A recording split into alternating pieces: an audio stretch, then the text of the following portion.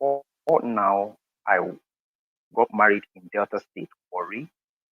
Emmanuel, can you speak up, please? Is it possible you project your voice a little bit more? Is it better now? Okay, yes, it's better. Thank you. All right. So I was living in Warri. I was doing a job in Warri, and somehow the job finished, like a contract and all that. So myself and my wife, we had an agreement. We made a decision to relocate from Warri to Lagos. I came first because she was still working in Warri at the time. So I came first, leaving them behind with children. I came in and I started doing Uber, that's boat business, this e-hailing taxi business in Lagos. So I was able to save some money. I came in 2020, that's last year, January. I saved up, some money till February this year. So I got an apartment in Aja so that I can move my family down. Before that February, I have already moved them to Lagos, but we were actually putting up in family's place. So we weren't too comfortable with that. So I had to speed up the activities. I even had to sell one of my cars that I was using for Uber too. Someone was doing, I'm giving me balance. I sold it so that I can quickly just get that apartment. I paid for that apartment in 16th of February 2021. I went with my wife and my mother-in-law to wash the place and do some prayers and all that on the 17th of February. I moved my family to the house on the 18th of February. I slept in that house for the first time on that night, the 18th of February to the 19th of February. 19th of February was a Friday. So I made an arrangement with my wife that if for me to quickly get back to work, because Uber business is something you a daily pay. So for all the time I've been doing the whole activity, I've actually been missing out on the job. Money is not coming from anywhere. So I told her for me to quickly do that, I need to quickly rush to Warri because we still had our property in Warri, like generator, television, washing machine, and all that things I wouldn't have money to buy again here. So my plan was to drive myself down to Warri, get those things up, and then probably begin work the new week that is coming. That was my plan. So the morning of Friday, 19th, 2021, I made arrangements, prepared my children, my wife, and all that. They did me farewell. I got into the road and I started traveling from 5:30. I went through the Aja axis, got to Ekpe and all that to Shagam and straight. As I was on my way going, I think I met about 12 to 15 or thereabout checkpoints on the road. So those ones caused the delay. At about 1 p.m., the last checkpoint before I took the bypass, because of the fact that I was always driving with doing Uber, I always have this map, Google Map on. So even when I'm traveling, the Google Map will tell me perhaps, my estimate time of arrival and all that. So I always like using it. So it's been on. So when I got to the last checkpoint, the man made some questioning on my car and told me that there's a particular paper that wasn't there. I explained to him that, I deliberately didn't put it. But he said he has to see it. The paper has to do with the actual, more or less, the receipt where they said this man bought this car for so and so amount. I forgot what they called the paper, whether it's change of ownership or so. So he said, I have to get it. So he delayed me for about 20 minutes there. I had to call my wife and tell her to go snap it because he said it's okay if we snap and send through WhatsApp. He just wants to see it. So I told my wife to snap it in the house and all that and send to me. So we stayed there till my wife got home, did the snapping and just send it to me. So the moment he was through, I entered into the car. And as I was going, I just called my wife. The moment I left him, as I was driving through, the map showed that if I go through Benin, I will spend 12 minutes delay. So my plan was just to quickly get to Warri. So I had to go through the bypass so that I can just overlook the 12 minutes delay, not knowing that that 12 minutes would have cost me my entire life. So I called my wife immediately to just inform her that I've left the police checkpoint and I'm about entering into the Benin bypass. The moment I was done with that, I turned into the Benin bypass. I'm just doing this description particularly for those persons who probably will know that area well so that you will know where I'm talking about. I just turned through the Benin bypass. The moment you do the round turn to the bypass, there is a slope that takes you under the bridge. The moment you go through that slope, you literally will probably not drive too fast because you are going under the bridge. But the road will be open the moment you just leave that slope downwards. So that was exactly what happened as I was just about to accelerate after leaving that slope so that I can, settle on my speed and begin to drive well. The car was wind up, so AC was blowing. There was not the noise that came from outside was muffled. So the noise didn't sound initially like a gunshot. It sounded like the tire of a car got burst. And being somewhat safety conscious, I first of all wanted to observe if it's my car or not, because we were about 4 cars within that area that were driving close to each other. Sorry, so Emmanuel, can you tell us at about what time this was? This was 3:15, I guess. Sorry, 1:15, because I left that place about 1 p.m. It was around 1, the incident happened just that 1:15. Because I was still, because I finished talking with my wife. So the time on the phone showed 1:15. I was there, I think I was delayed for about 20 minutes or so within that place. Because I knew it was for 1 or so. So the moment I finished talking with my wife, as I, cut the phone, I looked, that was the last time I looked at the time. It showed 1:15 before that incident happened. Can I go on? Sure, go ahead. I just wanted to be sure or to know whether this was in the evening or in the afternoon, but obviously no, it was in the afternoon. It was in the afternoon, a very sunny afternoon. Yeah. Go ahead, please. So I heard the gunshot. The way they did it, they deliberately were shooting to the ground close so that it would be like a pop noise. So you just hear pop rather than hearing that like that. So it was just small. So even me, I was looking whether it was my car, and then I was observing the other cars around, and I noticed too that just they were applying brake. So the first thing ordinarily you just do is you also apply brake. The fear was something is to take place in front so that I can quickly begin to reverse, not knowing that we were already in the ambushment. So I just looked to my left and I saw 3 guys coming out from, because the way the road is, you need to like walk up from a hiding point before you get to the 3rd road. If you walk up the 3rd road, you may be going down like a slope to enter the bush. So the moment they just gathered the car, the person was already in front. The people were just at the corner coming up. So as I turned, looked to my left, looked to my right, I just saw the 2 guys coming, and then they started ranting bullets in the air. I really couldn't do anything at that time. I just stayed there. They started shooting and they were shouting, "Come out of the car, come out of the car, come out of the car."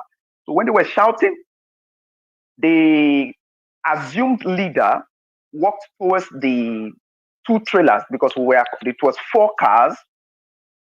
I'm just using the word cars. It's vehicles, 4 vehicles.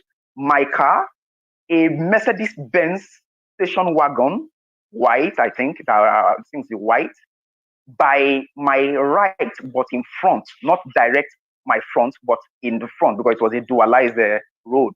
The car directly in front of me was a trailer. I can't tell whether it's a Dangote truck, but it's just like those huge trucks, big like that. And the same was just directly by my side, to my right, just by my side. So we were 4 cars. So when he was talking with the one in front, the other guy was talking with the one by my side. He spoke in Hausa language, and the because they were already telling me to come out. So I opened and I came out of the car looking at what they were also doing with the other guys. And they just said I should lie down. So the moment I laid down, he told the other guy, say, leave them, let them go. So the two trailers drove off. In the process of the two trailers driving off, the Mercedes-Benz car he accelerated, but he couldn't go forward because the guy was still in front, like a block, already blocked the road. So he swept into the bush. He just drove and turned right into the bush. The car just spins and then straight into the bush. So maybe the leader just noticed that these guys are not going anywhere. So he just ordered his men to go to the car, something like follow them or something. So they went to where they were. And where I was, I just heard gunshots. He told me to lie down. I lied down where I was, and I could see them. They entered into my car and started checking my car, checking through everything. Sorry, Emmanuel, I'm sorry. I'm just going to interject once in a while, so that we have an understanding. I want to ask you, it's fine. What sort of car were you driving? The reason I'm asking this question is I just want to know that, was it perhaps a flashy car? It's not I know it could be, the type of car you drive is not a reason for people to kidnap you. We just want to have an understanding of what happened with you. That's the first question. The second question is, you said that the Benz swerved into the bush and then you heard gunshots. Maybe this is me that didn't understand. Are you perhaps suggesting that maybe they shot at the person who was driving the Benz? Okay. First, your first question, yes, I was driving a flashy car. My car is very flashy, and because of the fact that I'm doing Uber business, you can understand what that means. When I was to buy, I wanted to buy the common Toyota Corolla Uber type. But again, they told me some of the issues. So I wanted something that would be close to it, or maybe a bit more than it, maybe to also have, because these are how they give ratings also in the Uber business. So I went for the Honda Euro spec, 2005 Honda Accord Euro spec, for those persons who will know more about cars. It's like the Honda end of discussion, but it's not end of discussion. But virtually every part of end of discussion will be used to replace my car. As a matter of fact, it uses the same engine, but they don't have the same look. I can say for sure that my own is finer than end of discussion, but that can also be argued, and it's because of the fact I'm using it for Uber, I have to touch it more as it's really sound. It's clean. And then secondly, your other question, yes, the reason why I even cited that was because at a point, as I will be telling the story toward, they came to me and told me that you see those people there, they don't die. And if you not cooperate, you will be next. That was what they told me. So that could confirm the gunshot I heard. Okay, thank you for that. Please go ahead. Yes, please. Okay, so I laid down there. So at that point, when I lied down, I just thought that worst case scenario, these are armed robbers. They will just maybe check whatever thing they want. If at all they want to go with anything, they'll go with my car, because I wasn't really having any money with me. And they searched through the car. So my own is let them just do everything they want. But the moment they finished searching, they collected my phone from where it was hanging. If you know how Uber drivers hang their phone on their dashboard, that was how my own was hanging. So they pulled it out from there. And the next thing that came out of the mouth of the leader is, this one get family. Then go bill him, carry him inside. That was what he said. And the other guy, the one that was close to me, just, oh yeah, get up, inside now. That was how I saw myself. Sorry, walking. By that, you're suggesting to us that you had pictures of your family on your phone, which they had gone through your phone. Does that mean they asked for your?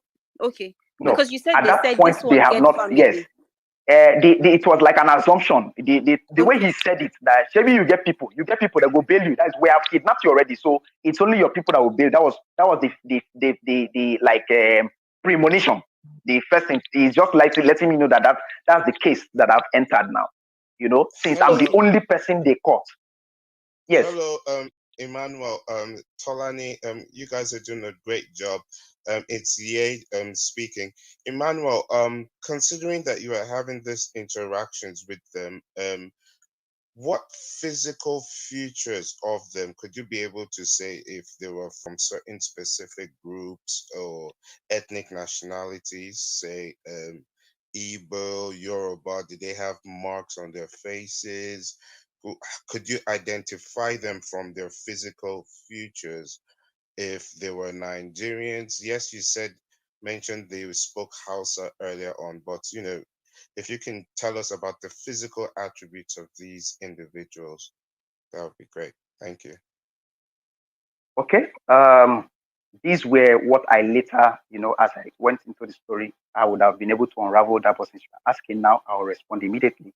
I later, from observation, for face, it's the only person I later had a fight with that I can recognize, because probably in the course of the fight, I don't know how the cap fell off his face. The mask also went off, so I can point him anywhere.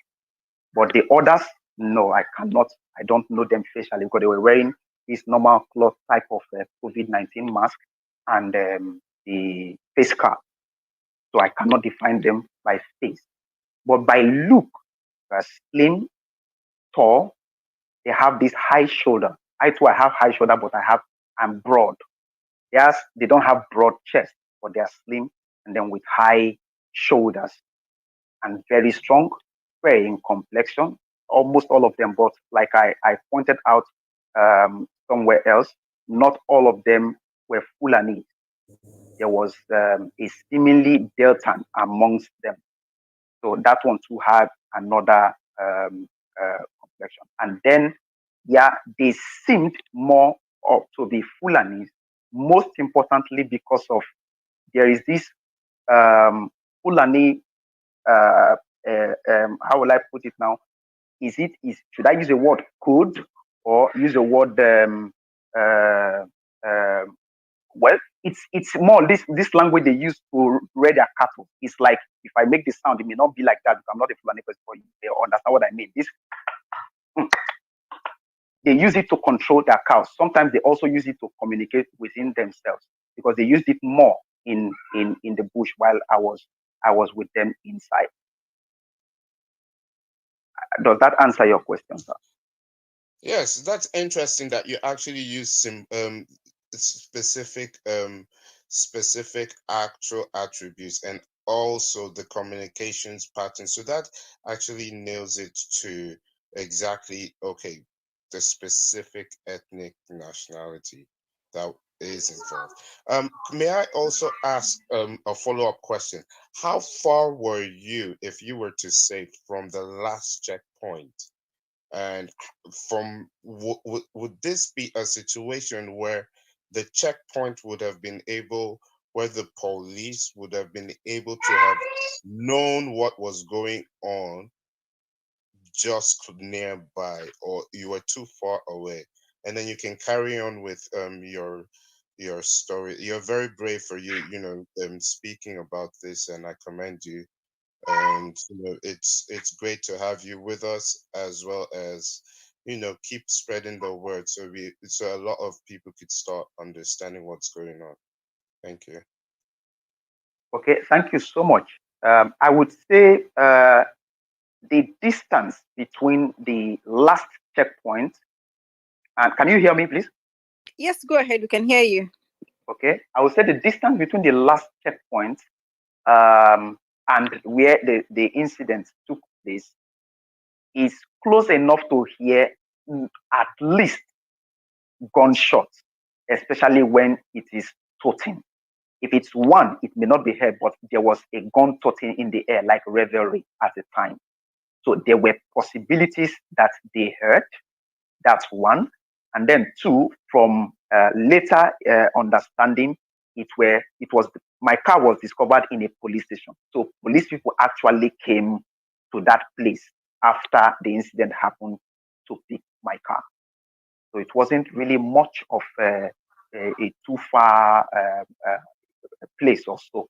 It's I could virtually say where the last guy held me. if I were there when gunshots were taking place, I would not even enter the road because I would hear it. That was why I took time to describe where I left the policeman, how I immediately made the turn at the bypass and then towards where the incident took place. And then just to add to the point of the issue of their identification, I I am a graduate of sociology and anthropology. If that probably would make any addition to it, what we do is I majored on demographic and what is it called, regional development in sociology. So I did much of my thesis in the north. I also served in,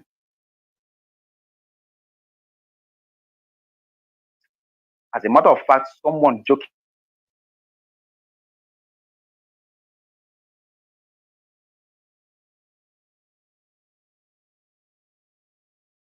to actually do anything other than to learn the language. Perhaps God knew it was safe when some distance, to soften some ground, as you may find out in the course of the story. So,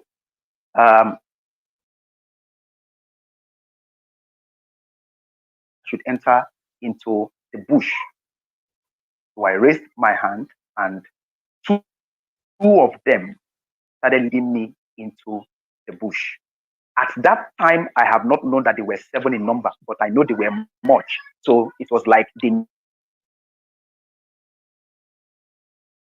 took me into the bush. One was in front, one was behind me, and I was in the middle. They warned me not to look at their faces or to lift up my head. I should put my head down and just be following them. So I told them too that I'm going to cooperate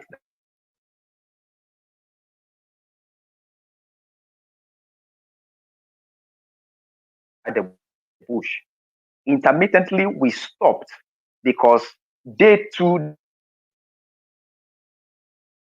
didn't know the terrain properly, not little. I could hear them arguing within themselves quietly whether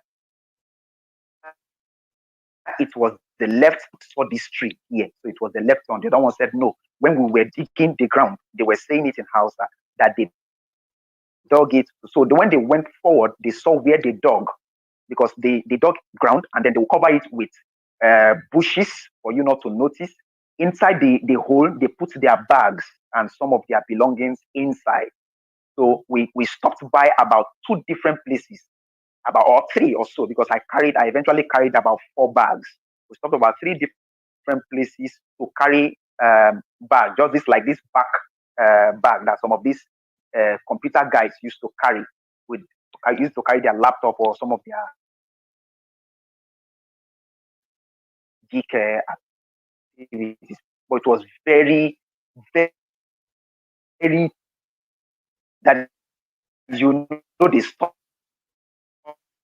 a lot of things. It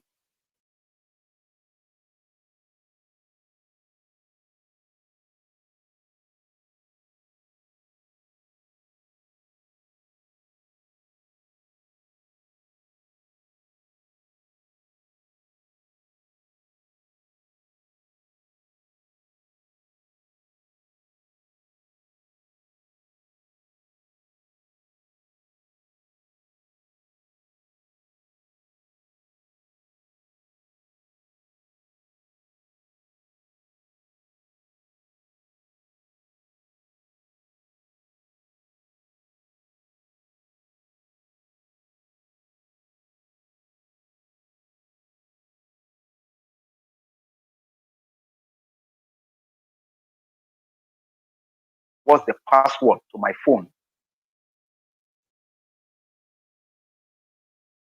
Pictures. He checked pictures, checked pictures, checked pictures to an extent. The other one behind me was asking if I know who they are. I said no. He said, have I heard of kidnapping before? I said yes. He said, I have just been kidnapped. He said, and do I know how much will save me? I said no. He said 50 million. And then asked me if I heard what he said. I said, yes, I heard. He said, what did he say? I said 15 million because that was what I heard. He was using face mask, so the words may not come out too clear for me. So when he said 50, I thought he said 15 million. So the moment I repeated that it was 15 million, he came close to me. I will never forget that punch. He punched me on the face. It was very heavy. And he shouted, "You think say we be ordinary kidnappers, Abi? You think say we be ordinary kidnappers, Abi? 50 million walai 10 kobo no come out. I no provide them one bullet to your head. Animal go chop you here. Nobody go no say you dey here walai. You hear them, Abi?" I said, "Yes, I hear." I said, "Yes." He now said, "You get the money?" I said, "No, I don't have it." He said, "Okay, make leader come. Make leader come." Sit there. They didn't talk to me again. They were, one of them will walk away. I will hear the person, that one telling him, because I could understand how. Say, "Please, if you are coming, get a bottle of water for me." So he walked away, and much later he will come back. Even in the midst of that, they were still missing their way. So they were using that sign I told you before to relocate themselves in the bush. Everywhere was quiet, so it was easy to notice it. I also have lived in the village, so we have used some of this language to locate ourselves when we are in the farm. So they stayed for some time. They never talked to me after that time. I stayed there for about 2 hours or thereabout, if not more. I was just lying down there before I started hearing sound of the rest of them coming over to meet me, because I was lying down on the path where they will walk through. About 3 of them literally walked through me. They just stepped on me like that and then walked up to their position. At this point, I wasn't looking at anyone. I wasn't seeing anyone. The only thing I felt was one of them grabbing my ring, my wedding ring finger, and trying to pull my finger in a bid to remove my ring. He was shouting, "Remove him! Remove him!" So my ring was actually tight, well, because I'm married for 9 years. So he just tried to pull it forcefully, and my hands were paining me. So I followed through to just force the ring away from my hand so that it doesn't really hurt me. He collected the ring and walked away. I didn't see him. They stayed there. They, at that initial point, they acted as if I wasn't really there. So they were talking freely within themselves. They were like just trying to wrap up what exactly has happened. Because so I forgot to also tell us, while I was walking with those two guys down, I still heard the same gunshots, just the way they did it, to prove that they also wanted to ambush some persons, but maybe they didn't succeed because they didn't come into the bush with any other person. I was the only one. So they started talking. You see motor, you all gone, you they run. Wetin make you they run? You shoot the motor. Why you they run? Why you they fear? And now you who gone? They were just talking within themselves, and I could hear them like trying to reload ammunition. You could hear the click, removing of ammo like that. These were what I was hearing. I wasn't seeing anyone, but I was just being able to make up this from my own understanding of how I could detect sound. So when everywhere was calm, someone very close with a very deep voice said, "Hey." He now said, "Hey," again. When I was raising my, he said, "Put your head down." I put my head down. He said, "What is your name?" I told him my name is Mark Emmanuel. He now asked me, "What do I do for a living?" I said, "I'm a taxi driver," because I didn't know how to explain whether it's Uber or something. I said, "I'm a taxi driver." He said, "I dey craze sabi. Now taxi driver they drive that kind of motor waiting for outside." So I was not explaining. I said, "Actually, it is the reason of the kind of taxi job I wanted to do that made me to buy that kind of car." So I didn't know he had already got to my phone. So I wasn't seeing. He now said, "Who get this car? Look at it." I raised up my head. I saw that a picture of me snapping close to a this Lexus Jeep. I now said, "It's not my car." That I just stood close to the car. He said, "You the liar, be? This motor na your own. You like life, you like money more than your life. You like money more than your life." Okay. He selected another picture and saw my Ford car that I had already sold. I said I sold my car to rent an apartment. He said, "Who get the car?" I said, "That car actually belonged to me, but I have sold it." He looked again and saw another picture that I was standing close to a house, a very fine house. I've forgotten the place in Lagos that I snapped it. He now said, "Who get this house?" I said, "It's not my house." He said, "You didn't lie at me." I said, "No." Incidentally, the documents I used in making payments for my place in Lagos here, the documents are still inside the car. I've not even. I was now saying, they even in the car. I said, "I've just signed and paid for a new apartment." I said, "If I have a house, why will I be staying in that apartment?" He said, "You like money more than your life. You they lie, Abi." They asked me some other questions regarding pictures that they saw there. I had to just use style to explain to them that they are just a friend. They saw a military person's picture on my phone. I said, "It's just someone I admire that I don't know him from anywhere." He now asked me, "Have they told me what is the ransom?" I said, "Yes." He now said, "How much did they tell you?" I said, 50 million. He said, "Do you have the money?" So I deliberately replied in Hausa. I said, "Wallahi bani de kudi." He said, "What do you say?" I said, "Bani de kudi warai." He now stayed for some time and said, "Are you Hausa?" I said, "No." I said, "But I served in the north." Sorry, So I Emmanuel. learned. Emmanuel, I'm sorry to Yeah. interject. You know, the first time I heard you say this story, there was something you said, and I would actually like you to repeat it because there was a bit of perspective. You said Okay. when you spoke Hausa to him, he first paused. Like he first paused, like there was some sort of, some sort of not connection, but like he could relate to something. I would actually like you to repeat that because it gives a No, bit of perspective. I have not forgotten that. That was a follow up of after this statement. When Okay, he asked okay. if I am Hausa, I now said I served in the north, that I'm not Hausa, but I served in the north and I've been able to learn a little of Hausa. That was when he called. He stayed for a while. He didn't say anything. I wasn't seeing him. The next thing I heard him say was like a snap out of that feeling. That one no concern me. That one no concern me. My policy is whether you get the money or you no get the money, you must get the money, or else one bullet to your head. Animal chop you here. Nobody go no say you come here. So he was not asking, how do we get the money? I was still repeating that I do not have the money. So he called someone. He said, "Come talk to your person. Maybe he will listen to you." That person walked up to me, sat close to me. I don't know him. I didn't see his face. I don't know. But when he was to speak, I could discern from his voice that he was not a northerner. He said, "Hey, look, make I tell you. These guys, the way they here, these guys, the way they here, they not get joy at all. Oh. They not get joy. They go buy you to wait for this place. Oh. They go, please, sorry, my son is. Jefta, what is it? Okay, do you know what? You can't come inside. I'm in a meeting. Let's give you some time to attend to him, and we can engage with ourselves, and then you can also take that time to also rest a bit, and then we can continue from there. So we can give you Okay, maybe it's three fine. minutes. It's fine.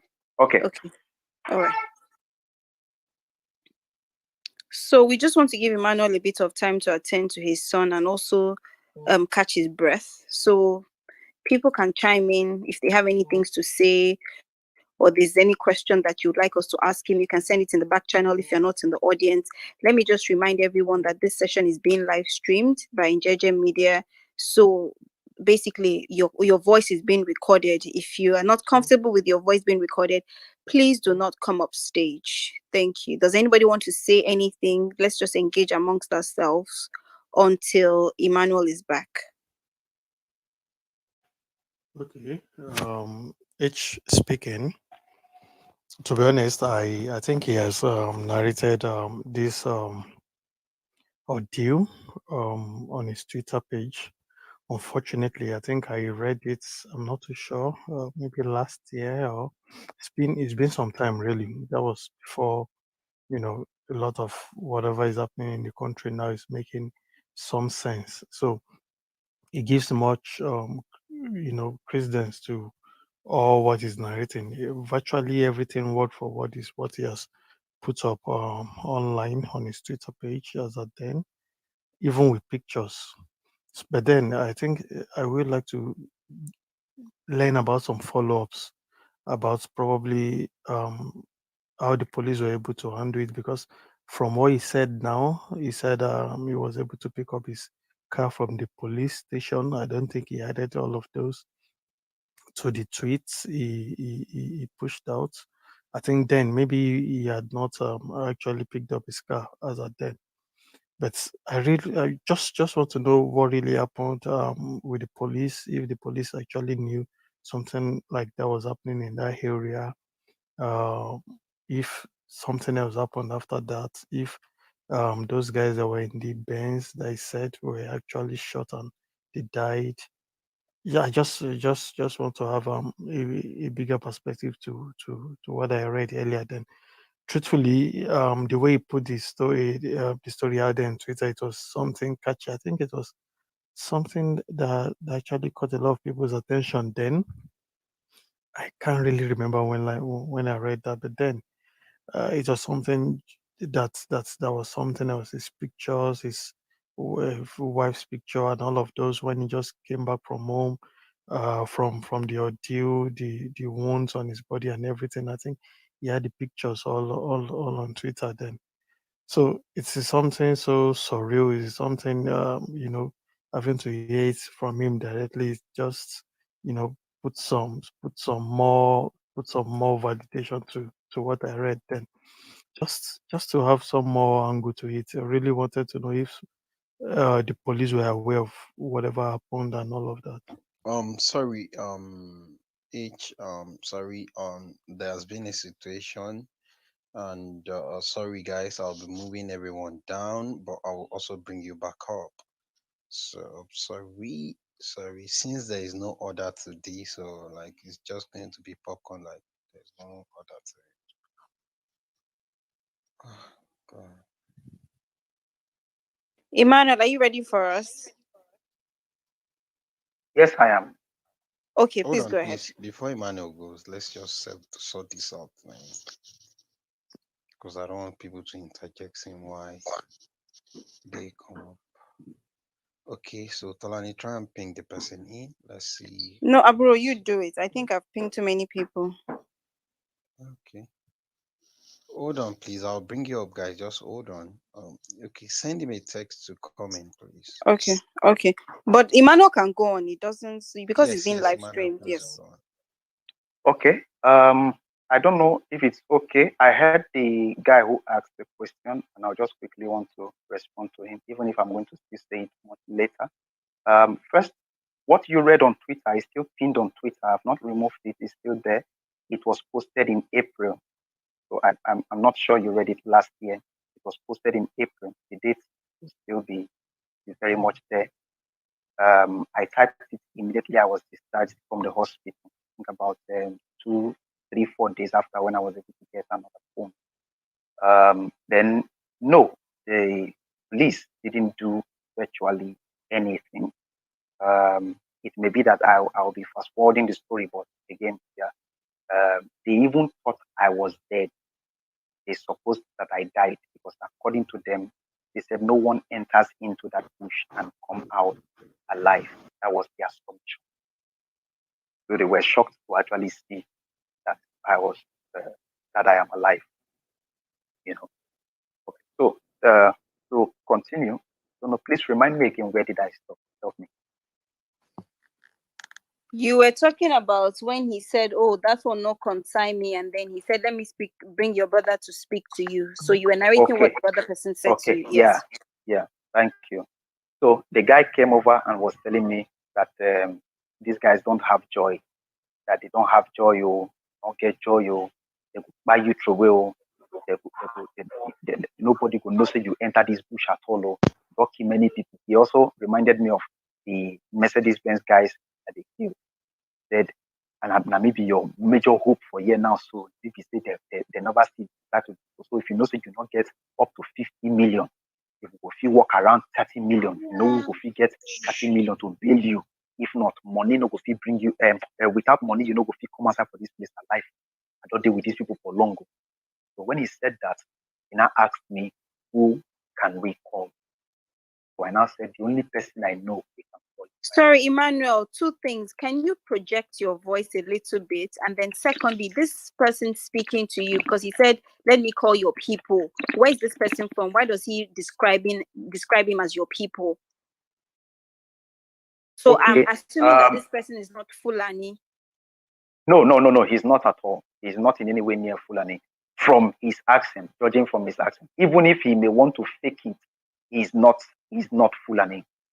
I can say to the best of my understanding with what I have known and with what I have studied, which I may be wrong, please, but I can say for sure that he's from Warri, where I am from. He's also a Warri person.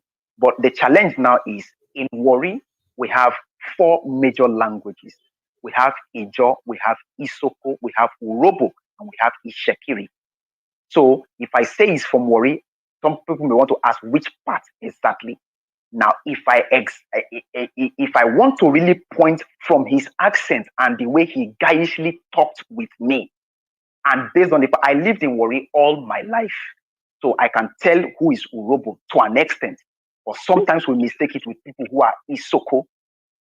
But I can tell who is Urobo or Isoko, and then tell different from who is Ijo, and tell different from who is Ishekiri. That guy is no way different from an Urobo or an Isoko person. He's either an Urobo or an Isoko person. I may not be able to bet my life on it, but I know to a large extent that he's either Isoko or Urobo from Warri, Delta State. But Emmanuel, a lot of us get that relation. A lot of us get that relation. So you don't just talking about Urobo guy. Eh? Yeah, you correct, but true. That was why I said I can select this one from that fact. If you are not Urobo, at least to an extent, even you and I know say you go fit tell them. You go fit tell say this guy not Urobo person. Even if you know say na Warri guy. You understand that kind of thing? Sorry, if one make a comment, or you see just I don't understand. As long as we're not having too much interjections, we would allow people to, stop Emmanuel every now and then. But then if it gets to a stage where it's disturbing the flow, then we'll have to stop people from asking him questions and just ask people to use the back channel. But Anthony, if you have something to ask him, you can go ahead. Emmanuel, I hope you don't mind. I just wanted to. No, I don't mind. Even the guy who asked me now, I was free to respond to him because he's my brother. He knows me. We know each other very well in Warri, so I know where he's coming from. I just wanted to make a comment on the assumption that the second kidnapper is definitely Isoko or Urobo, because do you know, or do people know, that there are Fulanis who are born and raised in that environment, who speak like that? I know that there are, because I've met at least two of them. I just wanted to point that out. So Anthony, you're suggesting that he might actually be Fulani as well, but understands the language. Yes, there are the same way. There are Fulanis born in Owerri. They speak Igbo with Owerri accent. There's no difference. You will never know, but they are Fulanis. That's a possibility, and I mean, I guess we'll never know at this stage. Thank you for that. Anyway, it also it gives us more perspective. Ere, you want to say something? Apology, I'll come to you. How would I say it now? He experienced let us use the physical attributes that he observed, because you would always have criminal elements amongst your own too. So he saw the person talking to him.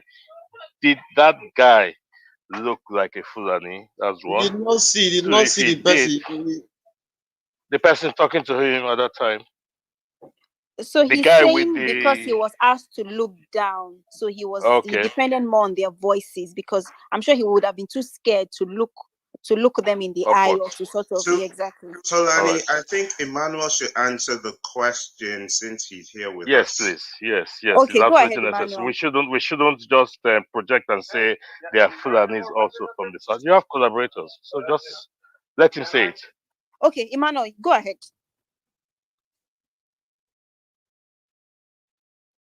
Emmanuel, are you here?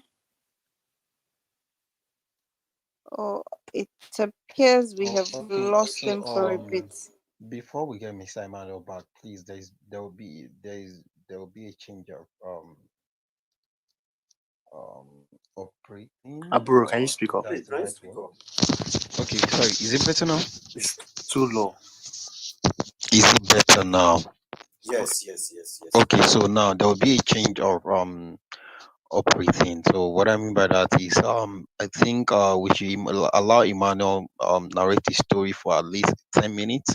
Then we can just stop him, give him a break. Then you during those period, if you have any questions to ask, just jot them down. Then that'll be like a question time instead of this interjecting to ask questions, because that way he might lose his train of thought, and this experience is very traumatic. We should be very careful in trying to trigger some emotions out of him. So thank you, everyone, for complying with this in advance. Thank you. So, Mr. Emmanuel, are you back, sir? Yes, I am. Okay, please go. I appreciate the point you are coming from, but again, I also want to beg if it's okay, as far as it's curtailed and it's managed, how will I put it, maturely, I don't mind the emotion trigger. I do not mind. What I am doing, I chose to do it because I know it's also helping me to relieve myself. I have literally at certain point when I was newly discharged from the hospital, woken up from my bed to see physically tarred road just after my bed, as if I was lying down on the road where I laid down that night. I know the trauma, and I know what has helped me to heal from those was when I started talking about it. So I think it's okay. I think it's okay so long we are mature about what we are doing. Let me just give the summation. Even if at the end of the day someone opens his mouth to say everything you have said is a lie, I still won't go as far as arguing with the person. I know what I saw. I know what happened to me. Nobody was there with me, unfortunately, but I survived. So we are all subject to our understanding and how will I put the perspective. So I think it's okay, like I said, if we do it maturely. Okay, thank you for that, Emmanuel. I mean, like I said, we'll just try and see how it goes. So far, so good. It's been flowing. I personally don't think there's been too much, and people have, there's decorum in the room, and I think that's very important. But then there was a question that was asked by Awe, and it would be nice that you answer the question if you heard it, or would you like me to repeat the question? Yes, please take it again. I was out of network. Okay, Eric, do you want to ask, or should I just summarize your question? Please go ahead. He's asking that, can you describe the physical features? Like, why do you think that this person is from Delta? So that we are not the one making assumptions that maybe he's worried, or, I mean, you were the one you were there, you experienced it. So can you describe the physical features of this person they said is one of you? And why do you say he's from Delta? Okay. I started by saying I didn't see his face. The only person I can try, I can even today see him on the way, particularly except maybe he has disguised, is the person I fought with. I think I've made that clear. So there was no physical description concerning this guy whom I assumed to be, an Urobo person or a Deltan. But again, I have in different situations, even in Lagos here, when I get to a place where probably someone is driving this Marwa or Okada, and I chat with the person, I will tell him clearly, you'll be worried person. Where for worry? And most times that is my fear and all that. We just manage it to know that we are brothers one on one and all that. So it's not, and I'm sure any person who has stayed in worry can to a large extent, remember, it may not be total, but to a large extent, identify another worry person by just that pidgin English language, except the person is not speaking that pidgin English. I can tell if the person speaking pidgin is not a worry person. I can tell a Benin person speaking pidgin English. I can tell if a Wari person is speaking pidgin because the accent will enter. The traditional or the mother tongue will enter when you're talking. But please remember to I may not be totally right. I think that answers your question. Yes, please go Yes, ahead. it does. Yeah, Ayo. it does. I thought I didn't catch that part you said about not. I heard you said their faces were covered, but you described other features. So I thought you had seen that particular guy, and if it was similar or if he was talkier the way Southerners would be. But that's good. Go on, please. Okay, so when he had finished discussing with me, he now asked, who can we call? So I said, the only person I know we can call is my wife. So he told them that I said I want to call my wife. So the leader said they should give me my phone. He said it in Hausa that they should give me my phone. So right there, I looked at my phone, opened and dialed my wife's number. Fortunately or unfortunately, there was no network. So the moment I said no network, he shouted, "You say waiting!" Out of fear, because I wasn't looking at them. I just turned the phone for them to see. I just raised it up. I said, "No network, no network, no network." So he now told them that they should take me to where we will find network in the bush. So they asked me to get up. I got up. 3 of them escorted me. We went to 3 different locations in the bush. It might be about maybe 5-10 minutes walk from the places, trying to see if we can get, and they were more or less somewhat high in the plane because it was bush covered with trees. So you will see the place and say, okay, I should try the line there. I tried it, no network. We went to another place. I tried it also, no network. We went to another place and tried it, no network. I do not know why, but we didn't get network.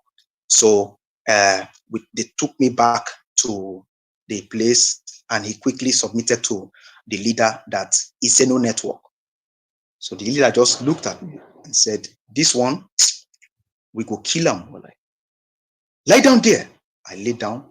He came up and gave me a punch again. Disappointingly, I don't know why. So I laid down there. All I could just do was to pray, because what I just heard was that they will kill me.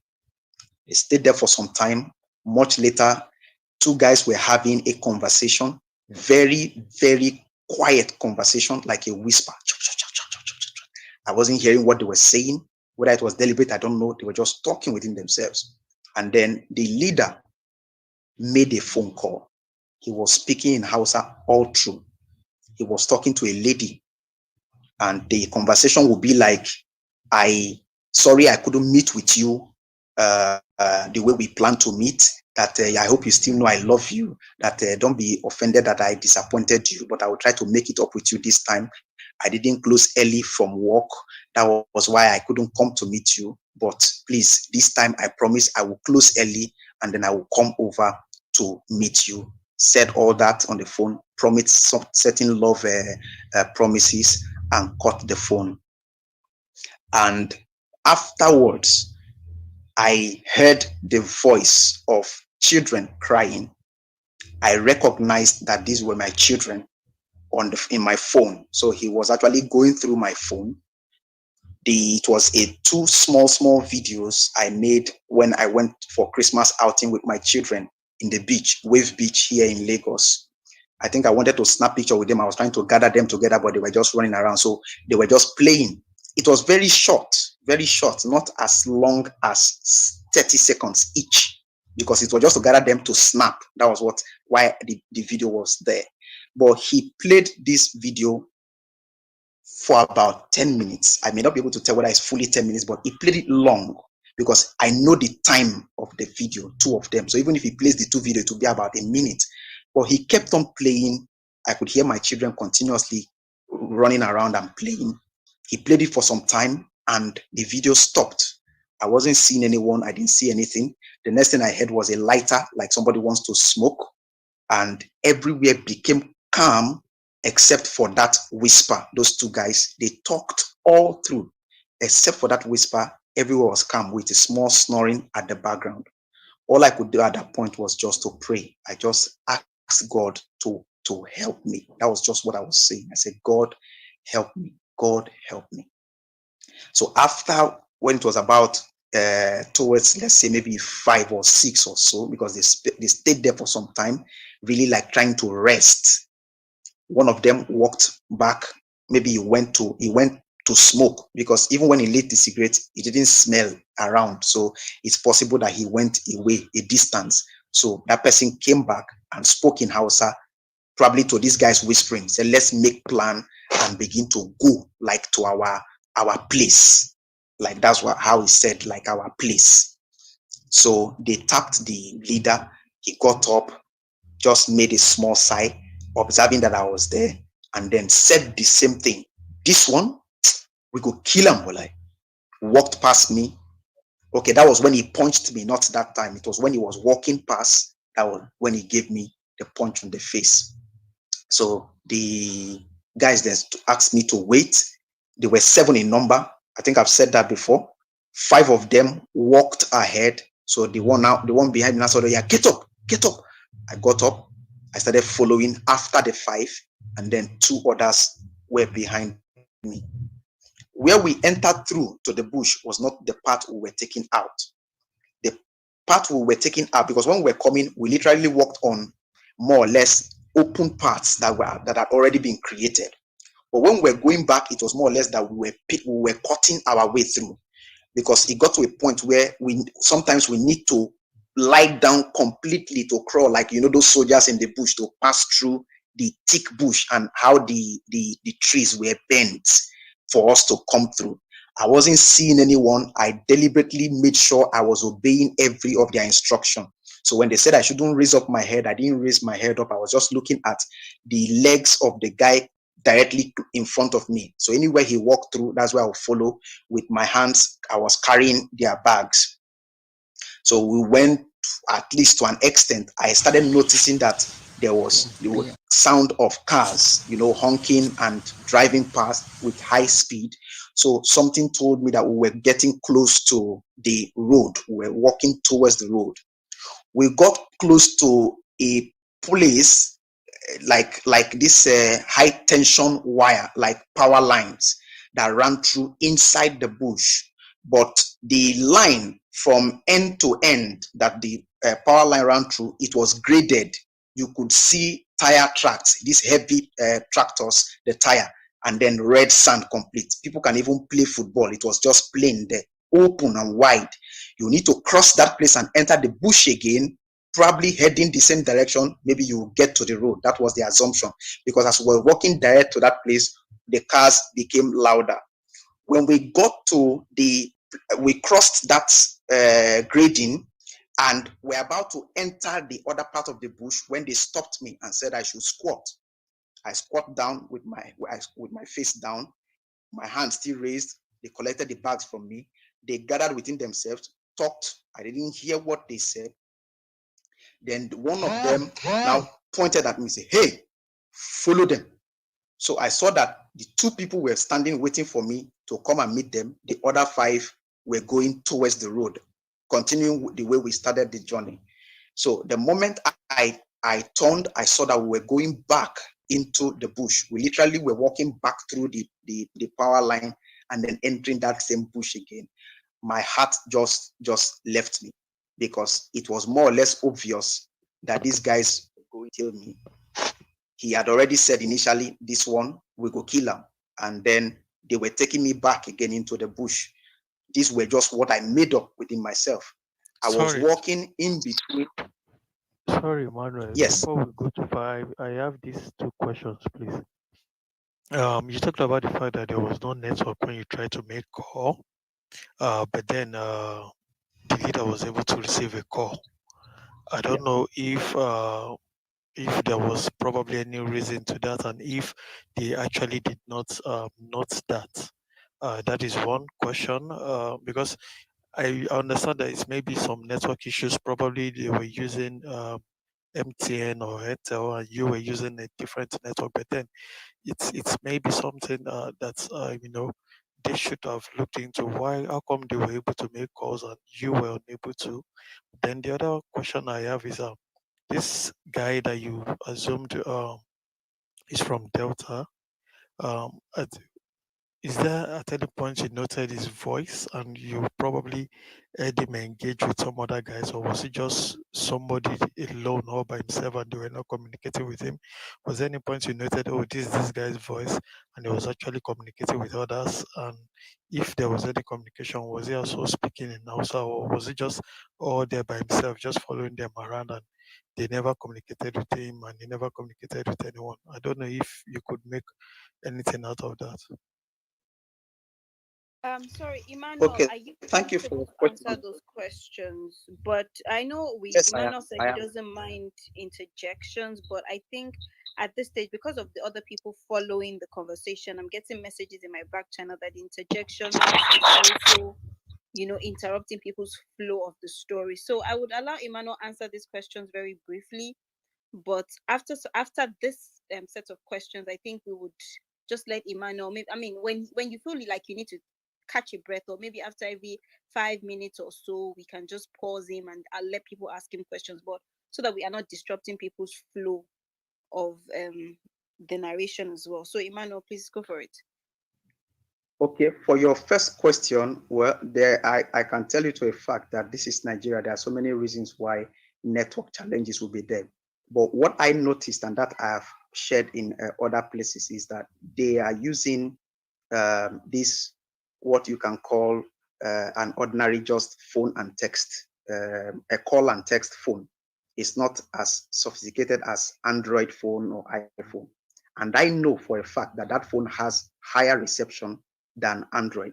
Where network will be, where that phone will have network, it's possible that Android will not have network there, even in normal city situation. I have noticed that before. Yeah, I'm using Airtel and MTN, so I don't know which had airtime on my MTN. I don't always have airtime on my Airtel because it's just like a secondary line. I don't really use it much. But these were the two lines in my phone at the time. So I don't know what else may have made it. It's very possible that network just wanted to play itself or to favor me on that day. I don't know. Then for the other one, yes, that guy was the only person that they spoke to in pidgin, apart from when they were talking with me. When they were having conversation within themselves, the other people, they spoke in Hausa. So it was also possible that that guy wasn't here in Hausa. And then I'll tell you this, the guy I could tell was injured because they were telling him precepts on what to do, what he would take. I think that was what led to the issue. It was the one they were complaining about. Says you see motor, you they run instead of you to shoot, you not shoot. I could tell. Like I said, I don't know because I wasn't seeing who they were talking to. Then I heard him saying, "Oh, when I really try for me where to do, when I try for me where to do, when I really help me. If not, in fact, I for die you. When I really help me." So I don't know what played out that they were recapping at the time, but they were having a conversation with him, correcting him, and also telling him to take drugs. They were prescribing some drugs for him that he would take. So it appeared that he was injured at the time. But these were all what I was trying to make out because the entire situation, I was afraid myself. So there were a lot of thoughts going on in my mind. So I was also trying to secure whatever they were doing. And it was always in response to whether they wanted to shoot me or whether they wanted to kill me, because that was exactly why I was just being sensitive. I wasn't caring about whatever they were doing. My own is, what are they saying now that concerns me? That was why I was just making up all the points I was trying to do, if that answers your question. Okay, so I hope you heard me. Thank you, Emmanuel. Please go ahead. Go ahead, please.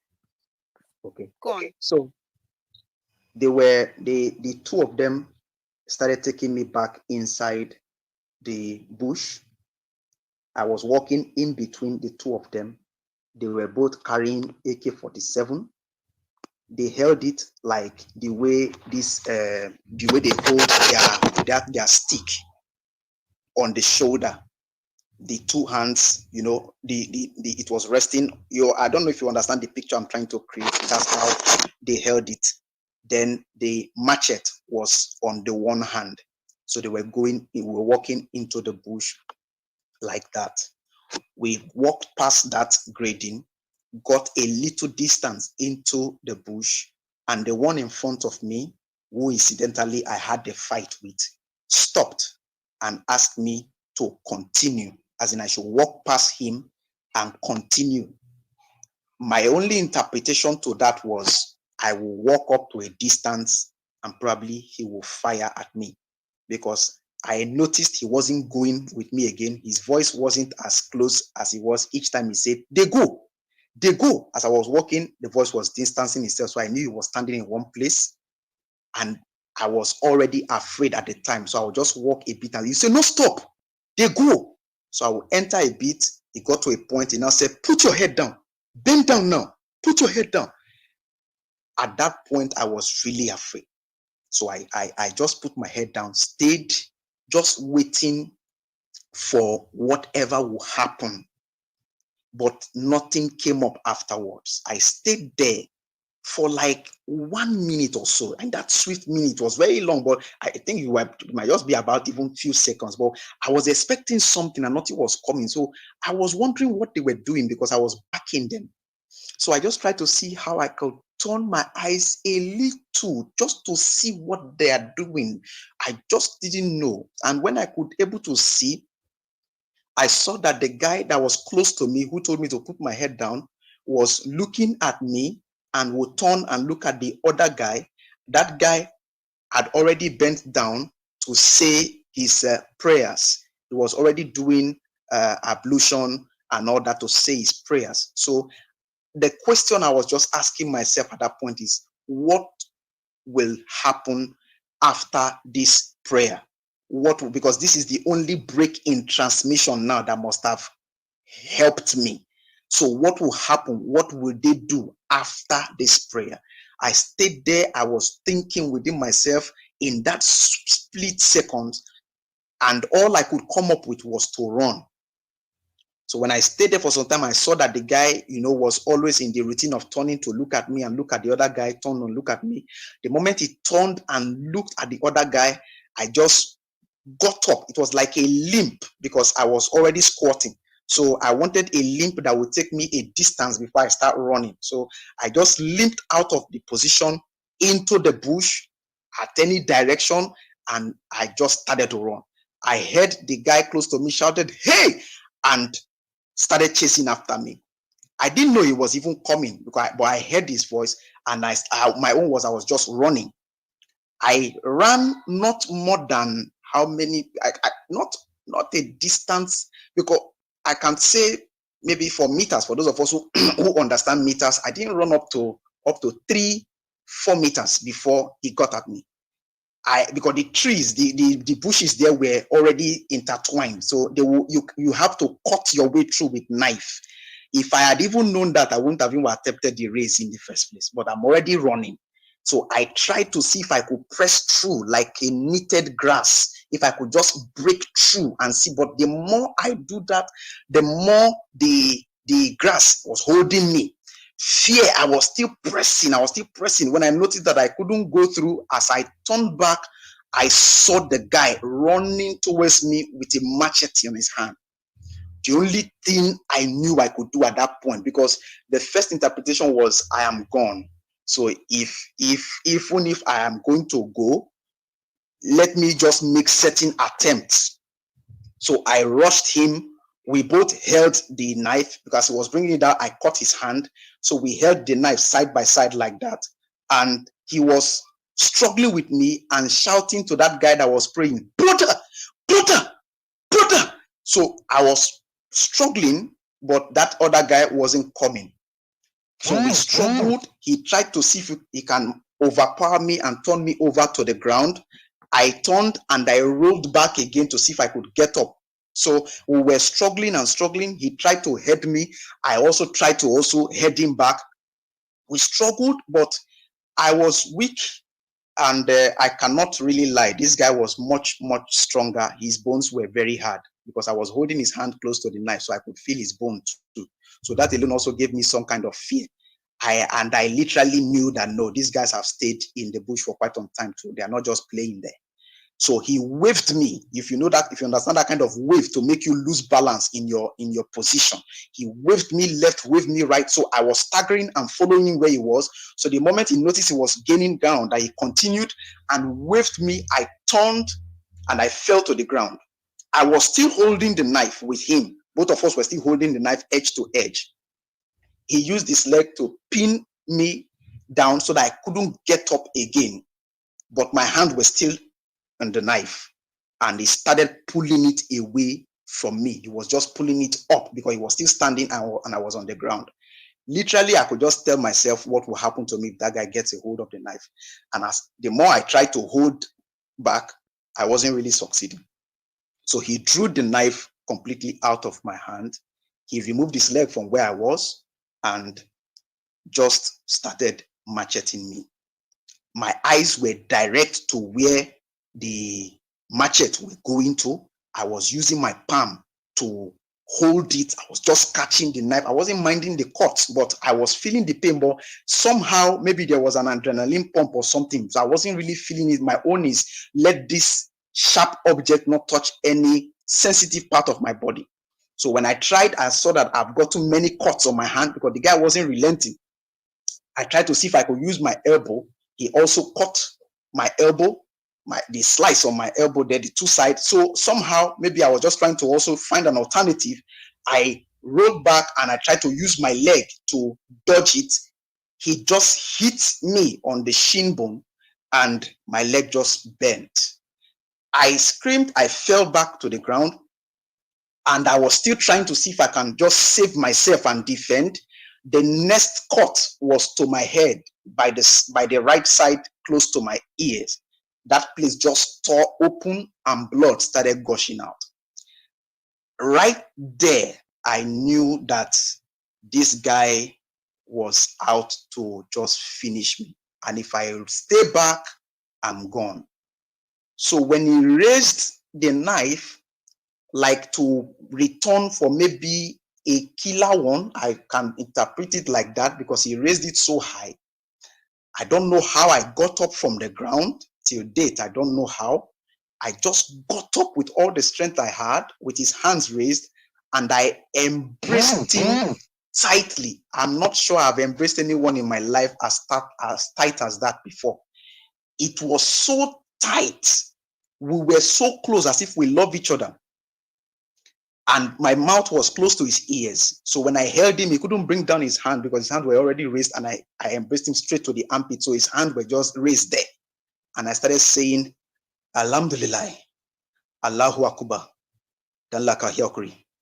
I was just saying it. I said it like 4 times direct, one after the other, one after the other. But those were Hausa, or those were not Hausa. I used it to mean all praise be to God. God is great. Please don't be offended. I was just saying it. So the next thing I heard him saying was, you fight me. You fight me. I said, no, I'm not fighting you. I was saying it in pidgin. I know they fight you. Now run, I won't run. I no one die. He said, you fight me. He was furious. I held him. He was struggling to free me from the hold. I held him tight as if my whole life depended on it. Well, yes, my whole life depended on that embrace seriously. So I held him. He managed to push me off and I landed with the leg that was broken. So I screamed and I fell to the ground. He looked at me and noticed that my leg was broken. My head was already torn. He examined all the things he has done. He was still holding the knife. Then he looked around, like realizing that something was missing around him. That was his gun. So he looked around, he didn't see it. He said, stay there, no go anywhere. Where am I going to? I'm already badly injured. So I just stayed there. He walked away, left me. Right there, the only thing I could do was to pray. That was the only thing I remember, because for me, I'm literally gone. I said a few prayers just to appreciate God for my life. I thanked him to have brought me this far. I remember saying to him that I do not know how someone dies Said, I've never come to a point where one knows that he's going to die. I said, but this place where I am, having fought with this guy, my leg is broken, my hand is broken, my head is torn, I can't go anywhere. I said, I'm dead. I said, so I just want to make my way straight with him. I know that there is heaven and I don't want to miss it. And then I said, but if you ask me, I don't want to die today. I said, I still love my wife, my children, that I want to see them again. I said, but that is not what I can do by myself right now. I said, oh. I said, but if he doesn't, no problem. That is okay. The moment I finished that prayer, Sorry, Emmanuel, I just for understanding, this person that you fought with, is that the same person that was about to pray? no. So what about the guy who was the guy that about was to to pray? pray, he was calling at the guy. He was saying, brother, but the guy didn't come. He I just don't know continued with his prayers, which is where I'm going. Well, I didn't see him continuing because I ran away from that place. If we want to go literal, yeah, I ran away from that spot. So I didn't see him whether I was praying or was doing something else. But the assumption is it was almost difficult for someone to leave his prayers when he has already started. Okay. I stayed in. Thank you. So can I continue?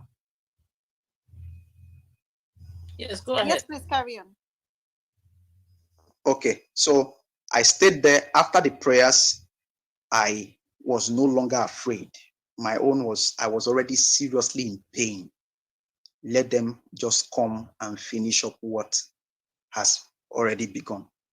It was already dark. I was expecting that he would come alone, but I just saw flashes of torches, very many. So they came, they couldn't see me, but they were shouting, where is he? Where is he? Where he did? Where he did? That was what they were saying. I now said in house, I said, Inanan, I'm here. I said, look at me here, I'm here. So they shined the torch towards where my voice was coming from, and they saw me lying down. In my own thought was, the moment they come, they won't ask any question. I've already fought with your man. And since you all are gathered, is to finish the work. So they pointed torches on me, very bright. And I was trying to look through the torch to just see what they were planning to do at the background. But the leader was saying, look here, look here, look here. I was still not minding. My own is, if you want to kill me, let me just see you. So he walked close to me and held my head and looked and saw blood coming out. So he shouted, waiting be this, waiting be this. So I said, please don't kill me. Please don't kill me. I was afraid. I don't want this guy to kill me. So I had to run. He came to meet me and he caught me like this. He said, well, you don't kill yourself like this. Well, you don't kill yourself like this. I said, please don't kill me. There is money in my account. Please take the money. He said, we don't want anything from you again. We don't want anything from you again. Now for you to come out here, for you to come out here. I said, please don't kill me. He said, no, don't kill you. How you want to come out here? Because if you slow us down, we waste you alive. I said, please don't kill me. I was just begging. He said, can you walk? I said, I can walk. The other guy that I fought with, please just don't mind me. I'm trying to just snap out of my emotions, so I'm a bit slow. The other guy that I fought with. Do you want some time to catch your breath? No, I'm okay. I know this part always gets very emotional for you. That's because let's give you a bit of time. Every time I say it. Yeah, please give me some time, please. Okay. Thank you. Okay, we'll give you 2 minutes or whenever you're ready, and then we'll continue. Okay, guys, I mean, you're hearing from the horse's mouth, right? That's Emmanuel sharing his story. I don't know if anybody wants to say anything whilst we give Emmanuel time to catch his breath. This part usually gets very emotional for him. Does anybody want to say anything? Please flash your mic. Sister. So that this is Tommy. Oh, Tommy. How are you, Yes. Tommy? Okay, go Yeah, ahead. I'm fine. As Mr. Emmanuel is a very close friend of mine because I understand his trauma. Um, in fact, I'm almost crying here as well. Mr. Emmanuel, I'm here for you. I can't say I understand how you feel. I have a glimpse of how you feel, just a glimpse of it. But I want you to know that I'm here for you. Just take your time. I understand these emotions. I've shared my story before, and I know how you get. Just take your time. God bless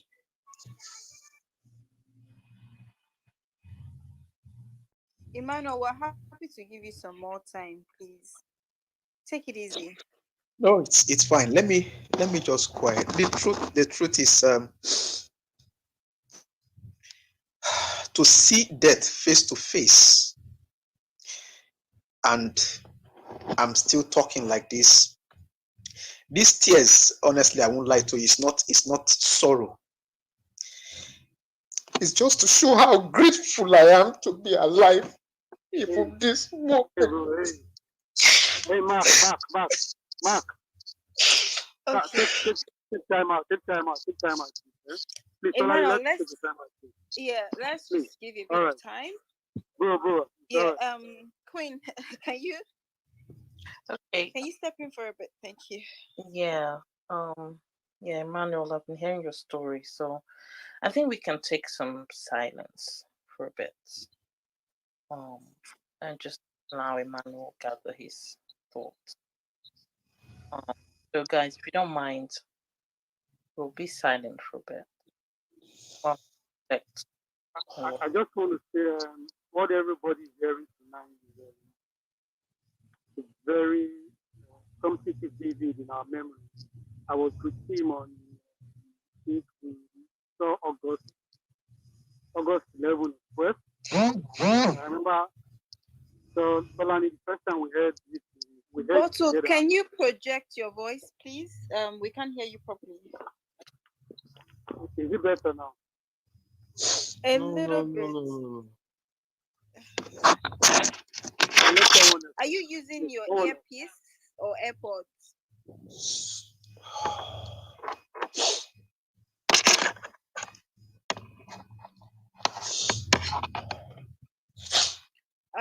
I think that I agree with Queen that the silence is good for everyone because it's quite a story, right?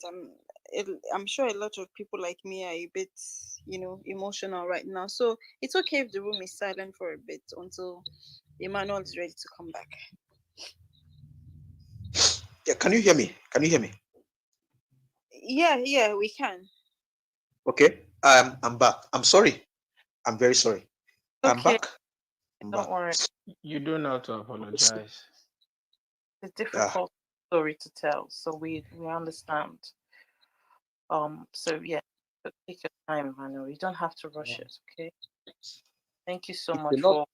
It's a lot helpful to cry like this because it helps. It takes a lot out.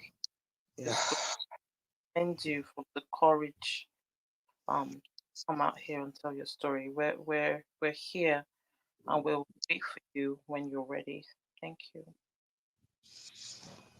Okay, so can you hear me? Let me just finish. I think we're very close to We're ending. close to the end. Yeah. So okay. Let's. I was now pleading that the guy shouldn't kill me. The guy asked if I could walk.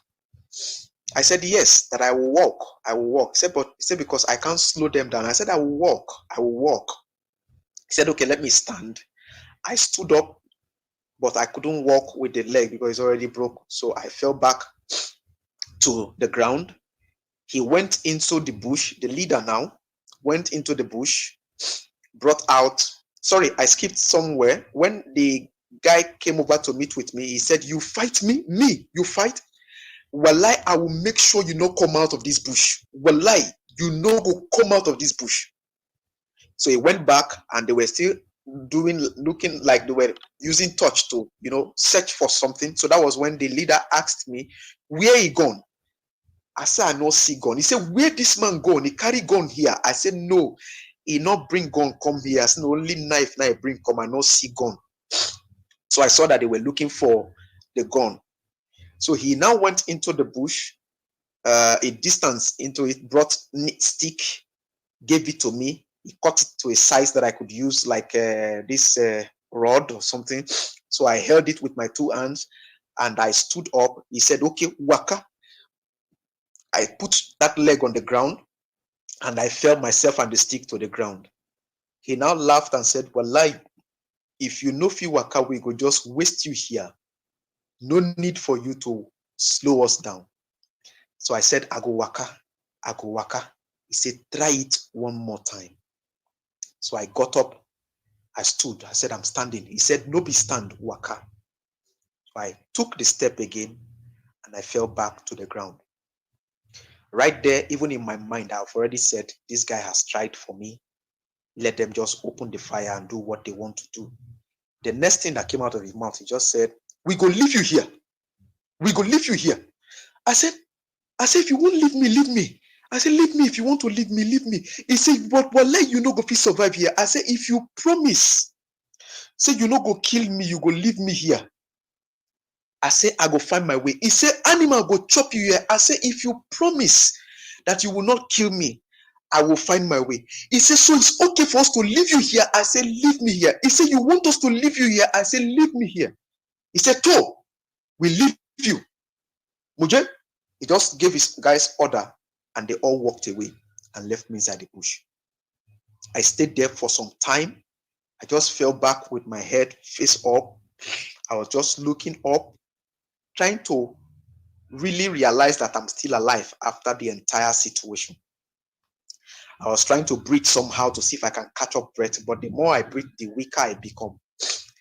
I was just there. If I sit up, my eyes would be turning me because blood was still gushing out of my body.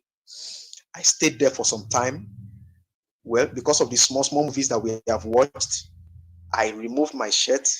I tried to see if I can put pressure on my injury. I tied my head. It wasn't even too tight because I was weak, but that sufficed a bit. I was still bleeding.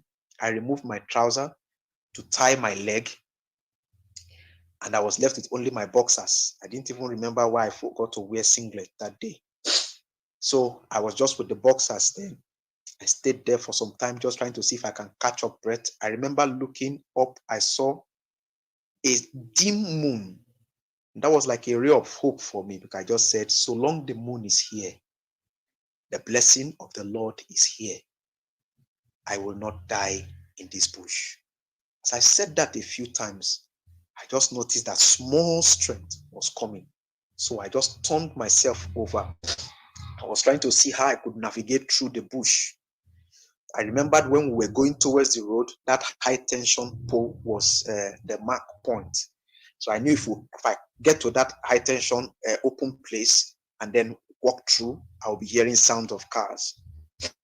So I raised my head to see if I can just locate where the high tension power lines were. The moment I saw it, I just started creeping towards that place. I was using my knee and my elbow because I couldn't touch my palm on the ground. It was already broken, and my leg. So I was just using my knees. That didn't aid me to walk too fast. So I'll just creep 1, 2, 3, and I will just repeat that statement again. I will not die in this bush. I will walk again. That was how I was just doing. My own was, let me just beat the mark of reaching that open place first. Let me come out of this bush to that open place. Not knowing that the guy who promised or swore that I won't come out of the bush knew too that I will come to that open place. He was already tracing the sound as I was creeping through, making a lot of noise in the bush coming out. He was already waiting for me like an ambushment just by that opening there. So I was just creeping, not expecting to see anyone. I was just creeping through, creeping. The moment I was close to coming out, because it was a thick bush, I would just, if you come out, you know that when you look back, you now see that you are inside a thick bush. So the moment I was about coming out from there, the guy just opened the grass, the bush that he was using to shield himself. He just opened it and I just saw him. He was standing directly in front of me. He just laughed. he cocked the AK-47 and pointed it to my head. And from nowhere, the leader just appeared. But it was like a mirage because I wasn't really, I interpreted that a gunshot has entered into me. I didn't really envisage that anything can stop that man from that range from shooting me. I never thought of it. So I have already even furthered the fact that a bullet has entered into me. I have died. Is my spirit that is just there? Because at a point, I wasn't even hearing any sound. I wasn't hearing anything. It wasn't like I was there, but I was there. So when I started hearing sound, little by little, I was just hearing the guy saying, leave me, let me waste this man. Leave me, let me waste this man. And I saw the leader walking and blocking me from his target because he will move to the left to want to get a good target to shoot. The guy will block him. He was just talking to him quietly, walking and covering. So when I noticed that I still could talk, what was just coming out of my mouth was I was talking to the leader. I said, Shebi, you promise you no go kill me. Shebi, you promise you no go kill me. So he started talking back at me, but he wasn't looking at me. He was looking at the guy, but he was saying, nobody go shoot you here. Nobody go shoot you here. Come out from that place. I can't say no. I said, no. I said, see that guy, he hold gun, he won't shoot me. See that guy, he hold gun, he won't shoot me. He now walked away from where the guy was, as in he stopped blocking him. He stood by the side and shouted, I say nobody will kill you here. Come out, let me see who will shoot you here. Come out from that place. So when he said that with all the force in him, that guy just calmed and walked away. I was still inside. He said, come out from there. I came out. He said, I tell you, say you they go the wrong way. Follow here. He pointed like an opposite direction. Say, follow here. Go straight. Turn to your right. Go straight. Go straight. You go see road. Sleep on the road till daybreak. Motor go carry you. We leave you. He walked away. And I didn't see them again. I followed this direction. Turn to the right. Go straight. It got to a point where my head was too heavy for my neck to carry. So my head was down. I wasn't seeing where I was going. But because he had already said, go straight, I was just going straight. All I was just saying, mumbling in myself is, I will not die in this bush. I will not die in this bush. I will not die in this bush. So I walked. It was close to, if I could calculate, because I was slow, 45 minutes, I was still walking, creeping. So that was how I did. The next thing I did was my hand just touched the quota on the road. I just saw that I'm already on the road. Cars started passing like that.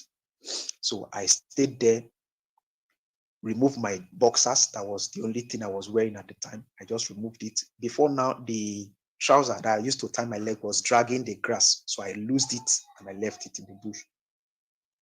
By the way, I really love that trouser, honestly. So I came just with the boxers. I started using it to wave as flag on the road for cars to stop. But maybe they were not seeing me because of their speed. So I waved and waved and waved. But then I realized that the cars were, I was on the lane where cars were leaving from Warri to Lagos. So I needed to cross to the side where cars were going from Lagos to Warri. Probably anyone who will see me will take me to Warri. So I crossed the road, got to that place. As I was trying to wave, I noticed that cars were actually blowing one way. But because it's once in a long while, I didn't notice that until I stayed there for some time. I saw that the cars were, even those coming from Lagos, were blowing behind me. That's the road I was supposed to be going to Warri, to Lagos. So when I made plans to return to the other part, just to cross back again, I just heard gunshots. And I started hearing, lie down, come out now, lie down on the ground. Lie down on the ground. Oh yeah, enter the bush. Enter the bush.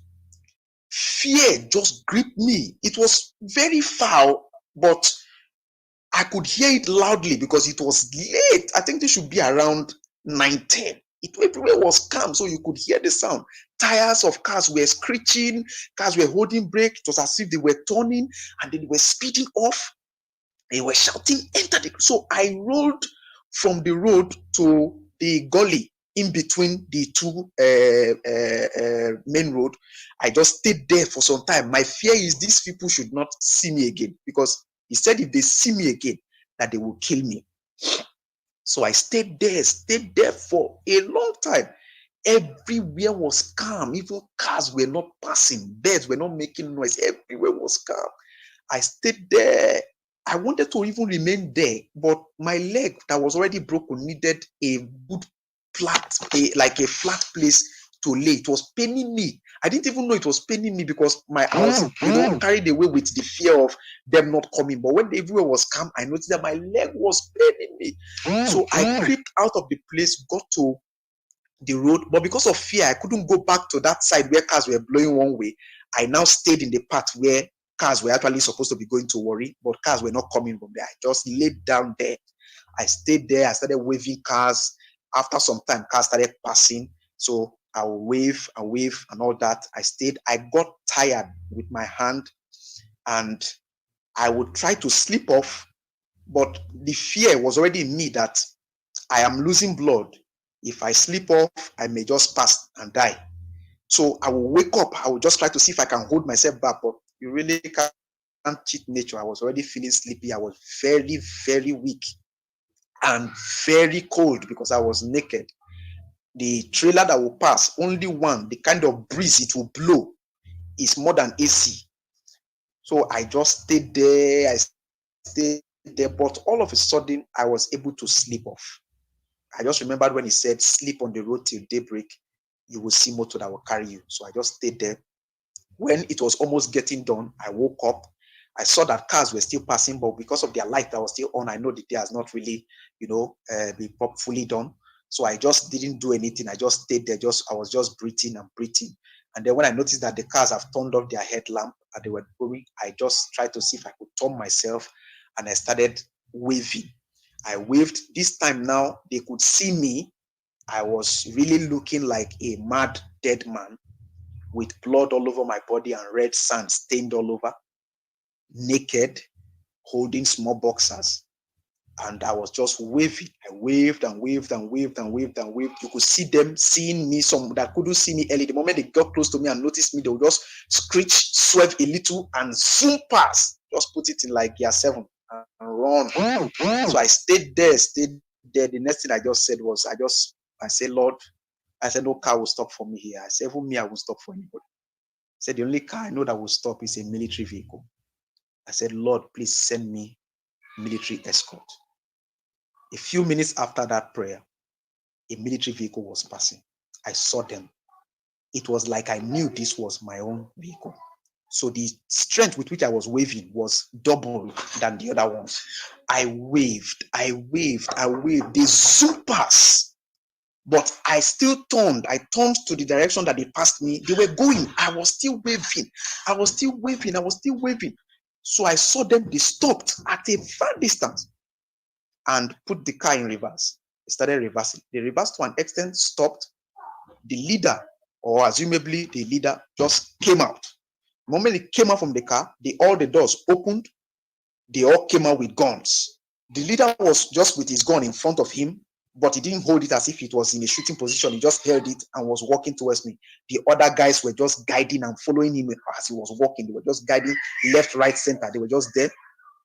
Then he walked close to a distance, a bit far from me, but if he talks a bit louder, I will hear him. He just shouted, "Who are you?"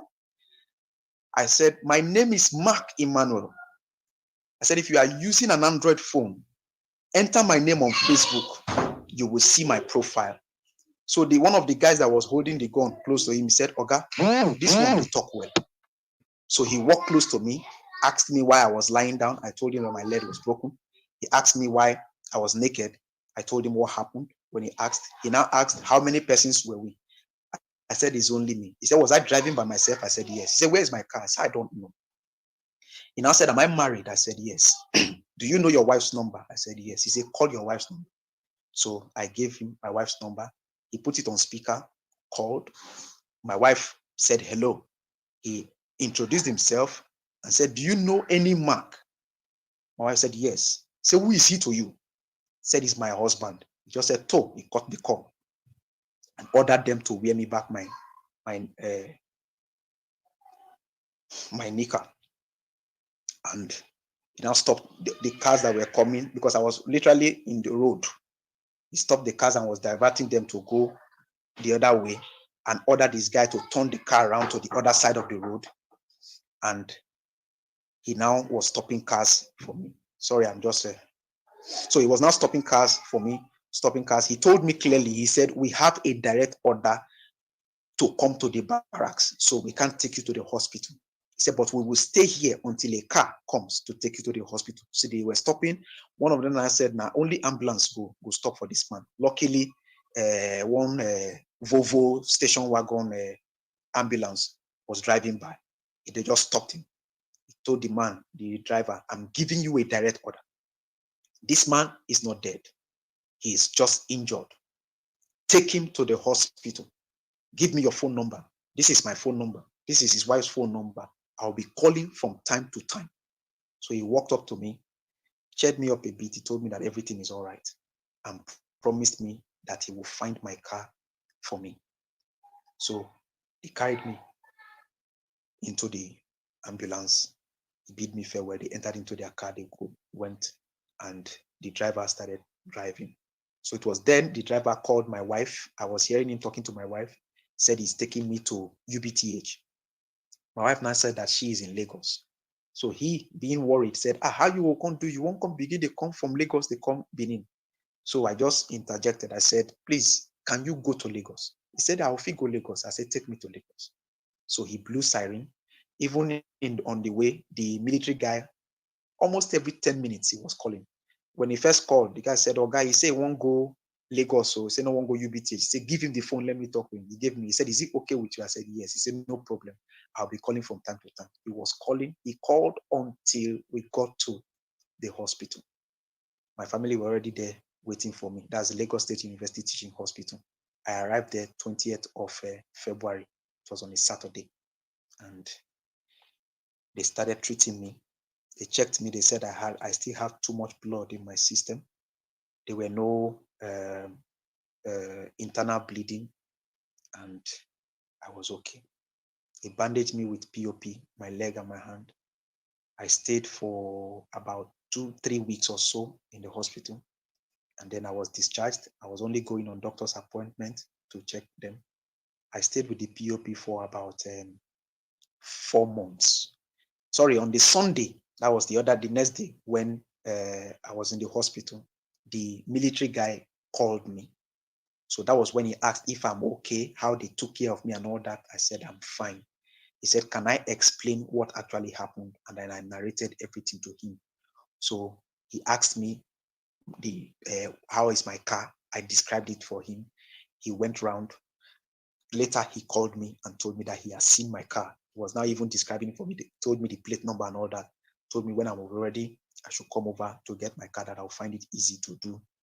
So when he was talking with me, he told me that the story I narrated to him, that one of their own personnel that was also caught in that same area, that also escaped, said exactly the same thing. So I asked him, I said, sir, since you have known this, what are you guys doing concerning that place? He said, look, my brother, we are soldiers. We only act on command. Once, except a command is given, we cannot enter there to do anything. He said, if they give the command today, within 24 hours, none of them will be found in any of the bushes in the entire Nigeria. He said, but that command has not yet come. He said they have even had a situation where they have suggested that they want to burn all the bushes by the highways, left and right. He said, but command still has not come and they cannot do anything about it. He just said, I should be grateful to God that I came out alive, that no one enters into that place and come out alive. And here I am, alive, and thankful to God. I am Emmanuel Mark. I think I'm done speaking. Okay, thank Emmanuel you. and Tolani and Emmanuel, great insight of your story. We are pleased and blessed to have you amongst our midst. You know why I asked earlier on the distance between where you were and they were shooting the gunshots and where the police were is actually what you ended this your narration with, because if the police were a distance away and not only did they shoot guns and they heard it, but there was no rescue mission as well. And for the fact that even the second day while you were escaping, they continued the operations, is telling on the security, how much the security has been stressed in Nigeria, especially the fact that these are not even indigenous people, and we do not even know how Okay, connected. That's why please, I'm saying, sorry, I'm going to have to can I stop just? you. I'm just about to land the plane, Okay, land your plane in and 30 seconds, please. yes, and I think that is the most interesting part of it. I think this should be something that should be put up for the security to look deeply into. And with that, man, we're happy for you to share your story and keep healing the way you know how to heal the trauma. It's great to talk about it, and it's great that for us to be here to listen to you and hear your story while you heal from the traumas as well. Thank you for your time. I yield the mic. Okay, thank you. Tony, No, hold on, please. it's just for you. Please hold on. Everybody hold on. Mute your mics. Okay, Queen Shiva wants to say something. Queen Shiva, you can go, and then after that, I'll thank Emmanuel. Okay, I just I think to go, but I just want to say thank you. Sometimes when we hear these stories, it's important to just reflect on it first. Emmanuel, I want to say a big thank you to you for speaking up. I'm so sorry to hear what you've gone through. This is a very horrific. If our words cannot express my feelings right now about what I've heard. And I want to thank you for coming out to share the story, because the way you narrated the story, it was like we were there with you, just like you took us on the journey. And that journey is important for us to appreciate the gravity of what happened. And I'm thankful to God that you came out alive. So thank you so much, so much for sharing your story. And I'm really sorry to hear what happened to you. Tolani, take it away. Thank you, Queen Shiba. Queen Shiba has put it very nicely. Thank you so much, Emmanuel, for sharing your story. But people would also like to know how you are faring now. Some people know, I know, but it would be nice for the room to know how you're faring and what's going on with you generally, or yeah, basically. Okay, thank you so much for your question. I am healing really fast. I won't lie to you. As a matter of fact, I thought my leg would be amputated. The doctor assured me that I'm going to walk again.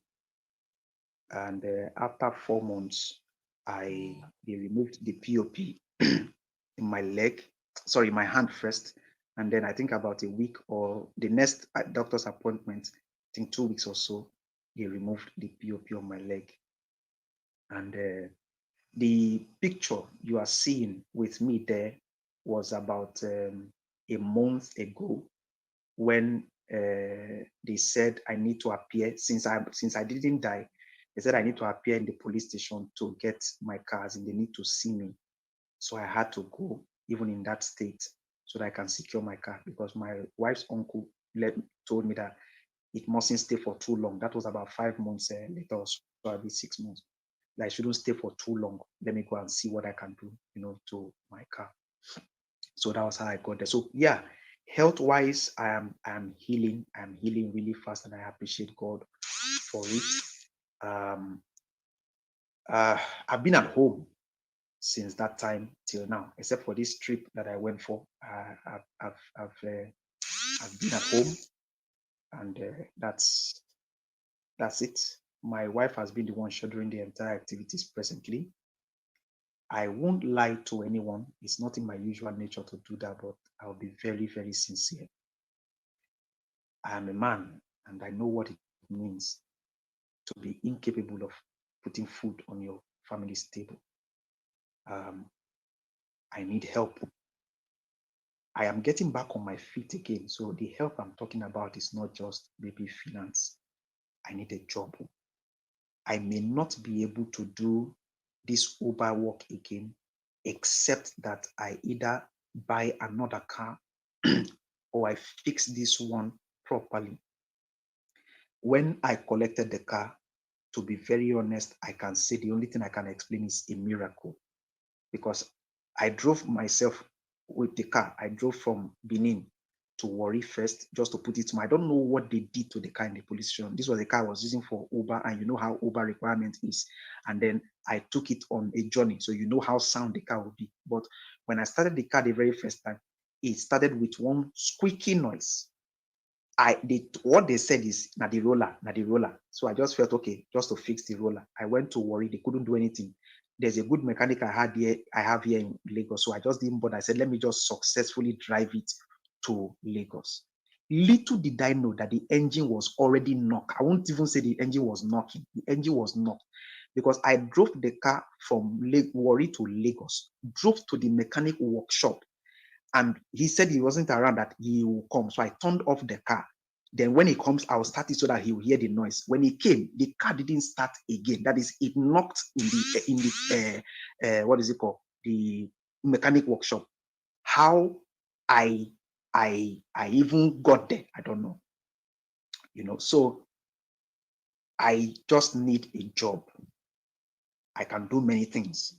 I need help just to get back on myself again. So but in all, I know for sure that if God has made me to see my children, to embrace my wife again, then I think I'm okay. I will get through every other thing. That's me. Okay, thank you, Emmanuel. You're a really brave man, really, really brave. And like Queen said, the way you have shared the story with us, like you literally walked us through it.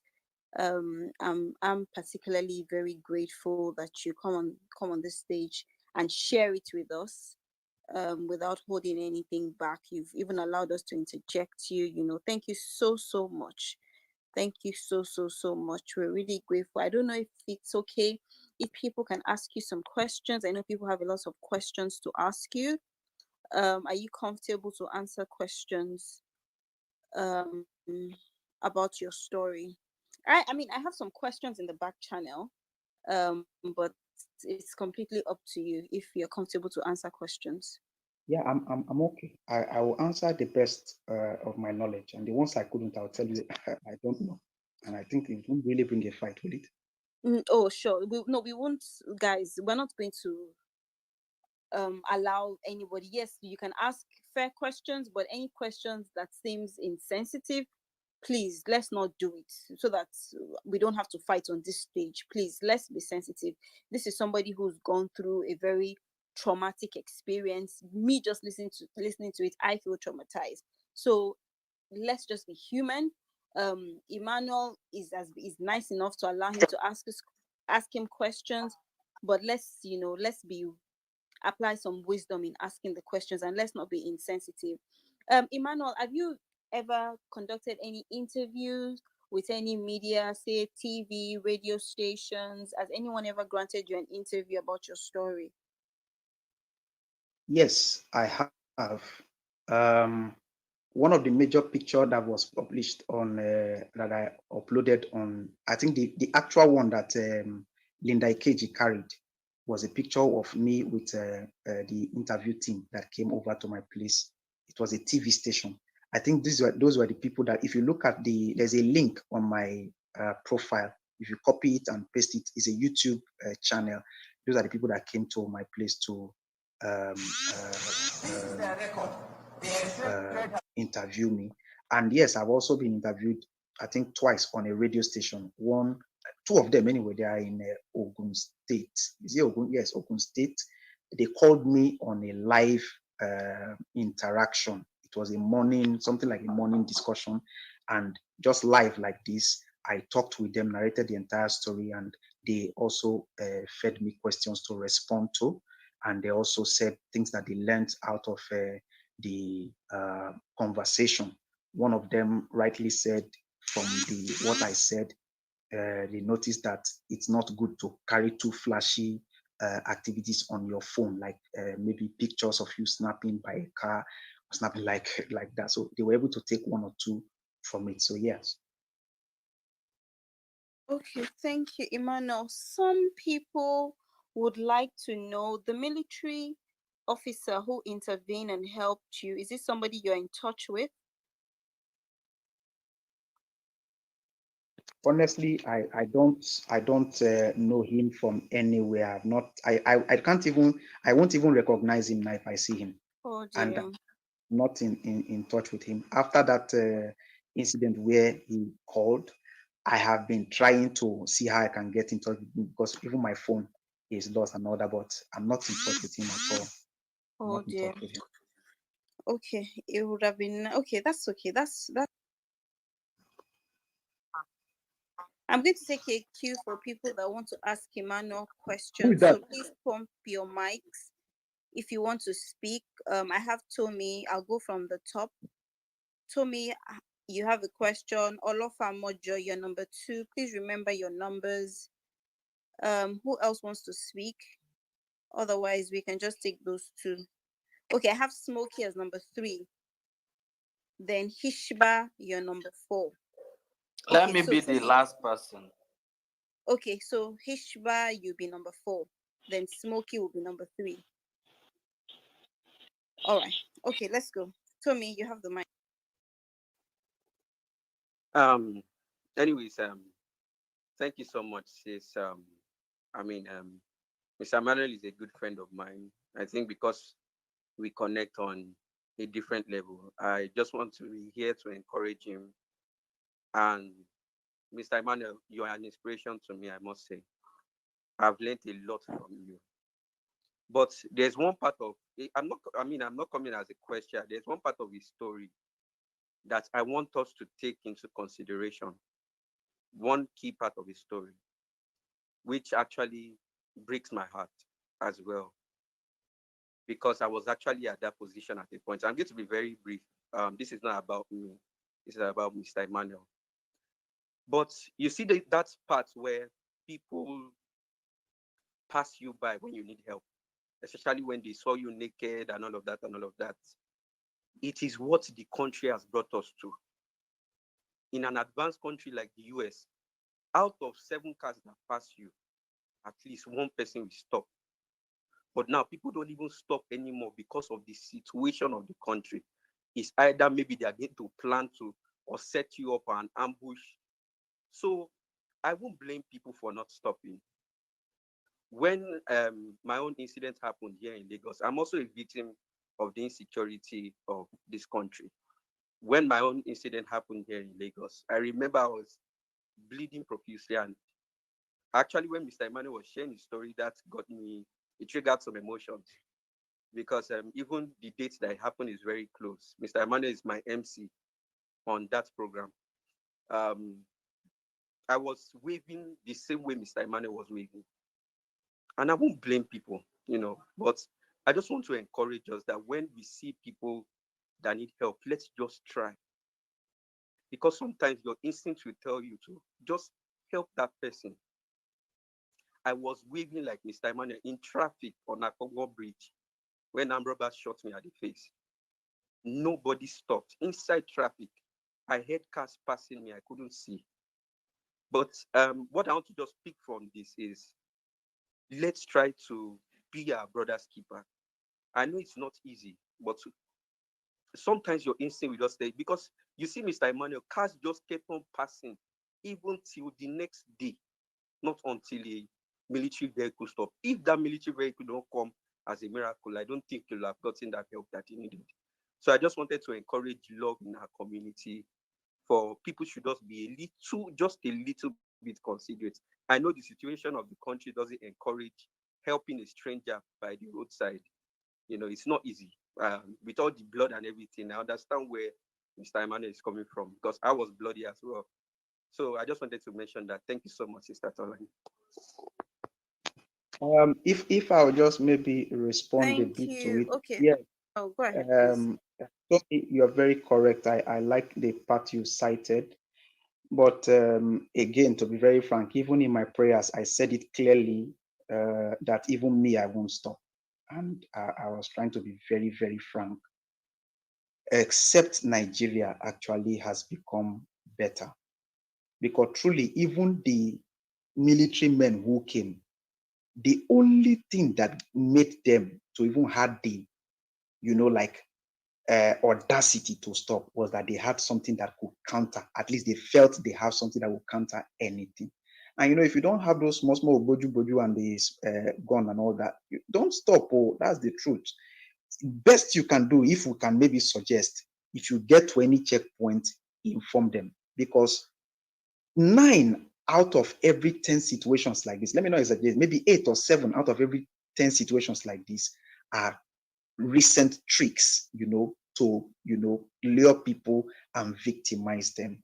So we're in a country where people, I wasn't even feeling bad that they didn't do it. I was only feeling bad at the country I call Nigeria, because each time I describe myself as someone who is in, an abusive relationship with my country, Nigeria, because in spite of what they have done against me, I still call myself a patriot. I still love this country, and I still have hope that this country will become a better country for every one of us, to enjoy. But again, that will be the working for every one of us. So until then, let us still stay sharp and be tread carefully with in any way we want to try to render assistance here. Okay, thank you, Emmanuel. Before number 2 goes, for the benefit of people who joined the room late, can you please tell us where exactly this happened? It happened in Benin Bypass. Benin Bypass, if you are coming from Okada, because the moment you just leave Okada, you'll just see the bypass there. If you are coming from Okada, the moment you just do the turn and go through under the bridge, there is a slope. After the slope, just after the slope, any car that drives through that place will apply speed the moment it goes through that slope and is going up. So it's just within that spot. Okay, thank you, Emmanuel. Okay, so who's number 2? Okay, so can you add me to the queue? I have a couple of things to ask. Okay, you can go after Hishiba, so you'll be number 6. Thank you. All right. Yeah. Number 2. Yeah. Thank you, everyone. My name is Olofamajo. I've been on Clubhouse for a while, and on some of those platforms, I've been angry, I've been mad, I've spoken with passion, I've caused people, I've been caused, but I've never been broken. I mean, this evening, my heart is broken, to be honest. My heart is broken, and I'm not. I, I'm shaking, and I don't. I'm not. I'm not an emotional person per se. I mean, but Mr. Emmanuel, your story broke my heart. Literally broke my heart. For a young man trying to survive, you did not hurt anyone. You did not steal from anyone. You've not taken anything forcefully from anyone. You've only stepped out of your house and you said goodbye to your wife. I'll see you later. and you went through that ordeal, and you are here now, literally, except for your family, I don't know, and for probably some of us here, the system doesn't care. No, it's just another statistics. It's sad. It's really sad. But I've got a question to ask you, Mr. Emmanuel. How have you been able to manage your trauma? Do you fear when you have to go out, or you have to drive or travel long distance? Do you worry? I'm really concerned about that. And I really genuinely would love to help. If I can find people of like minds on this platform, Tolani, if you can please, organize. I'd like to join hands with people here and see what we can put together for you. Thank God you, bless you. Olofa Mojo. The truth of the matter is I've actually received a lot of back channel in that regard, but I don't want people to think that that is why we created this room. That's the problem. So we can, but I'm glad it's not coming from me or any of the moderators. I'm glad it's coming from somebody else upstage. So I mean, we can find a way, we can work around that. I'm sure, I mean, it will go in handy. We are still human beings at the end of the day, right? So Olofa Mojo, thank you so much for bringing that up. I didn't want to, even though I've received back channel messages, I didn't want people to think that's why we created this room, and really that's not. We just wanted people to, we wanted Emmanuel to share his story, and we wanted to bring to light, when we say these things about insecurities in Nigeria, these things really happen. And people are, Mr. Emmanuel has a family. I mean, it can be anybody. So thank you, Olofa Mojo. But yes, we would work around that. Okay, so number 3.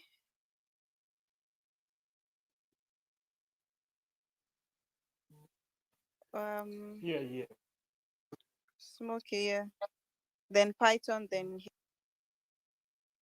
Mr. Emmanuel, I want to commiserate with you Please, can you guys because put me on the queue? sorry, who's asking to be put? Okay, Justice. Okay, so you'll be number 6. Please just remember your number 6. okay. So, Mr. Emmanuel, I just wanted to commiserate with you because what you went through is an ordeal in its own. It's traumatizing, and it is not anything. I don't think anybody here will pray for somebody to go through that kind of an ordeal, even your worst enemy, because at the end of the day, there are certain things you don't want to affect or you don't want to wish on people. And for somebody who has gone through it, it is quite disheartening. It is quite sad. And the aspect that robs injury or sort of the injury is that at the end of the day, these people just went scot-free. Nobody was arrested. Nobody was thrown in jail. Nobody has even gone to court. Let it be that they went to court and they won. Do you understand? So from my own little perspective, I sat down here since you started and I've listened. I just want to apologize to you on behalf of Nigeria, because Nigeria has been happening and has happened to a lot of people, and it will continue to happen like this until we decide to do something about it. So from the most part of my heart, I would like to say sorry and tell you that there are people who understand what it is that you have been going through, or do you who they might not understand what you've gone through, because to say people who understand what you're going through, it's a loaded statement.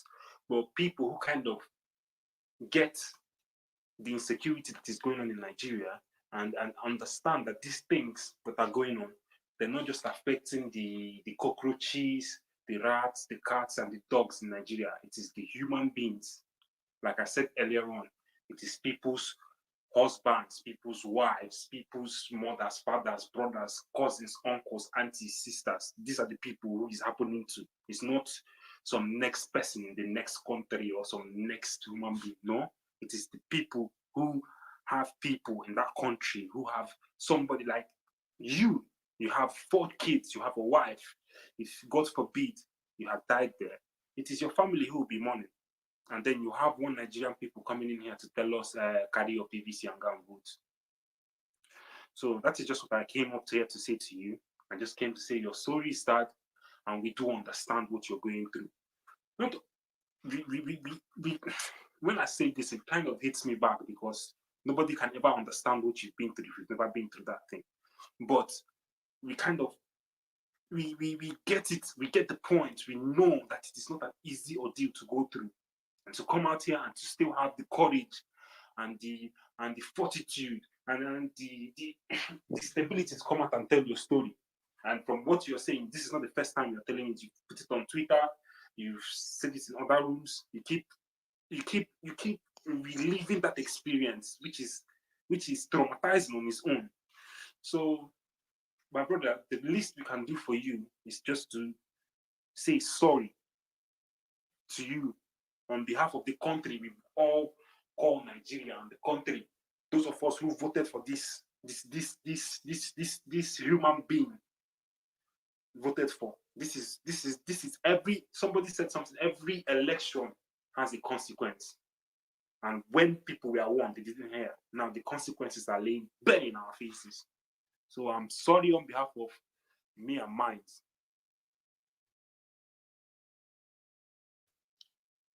Tolani.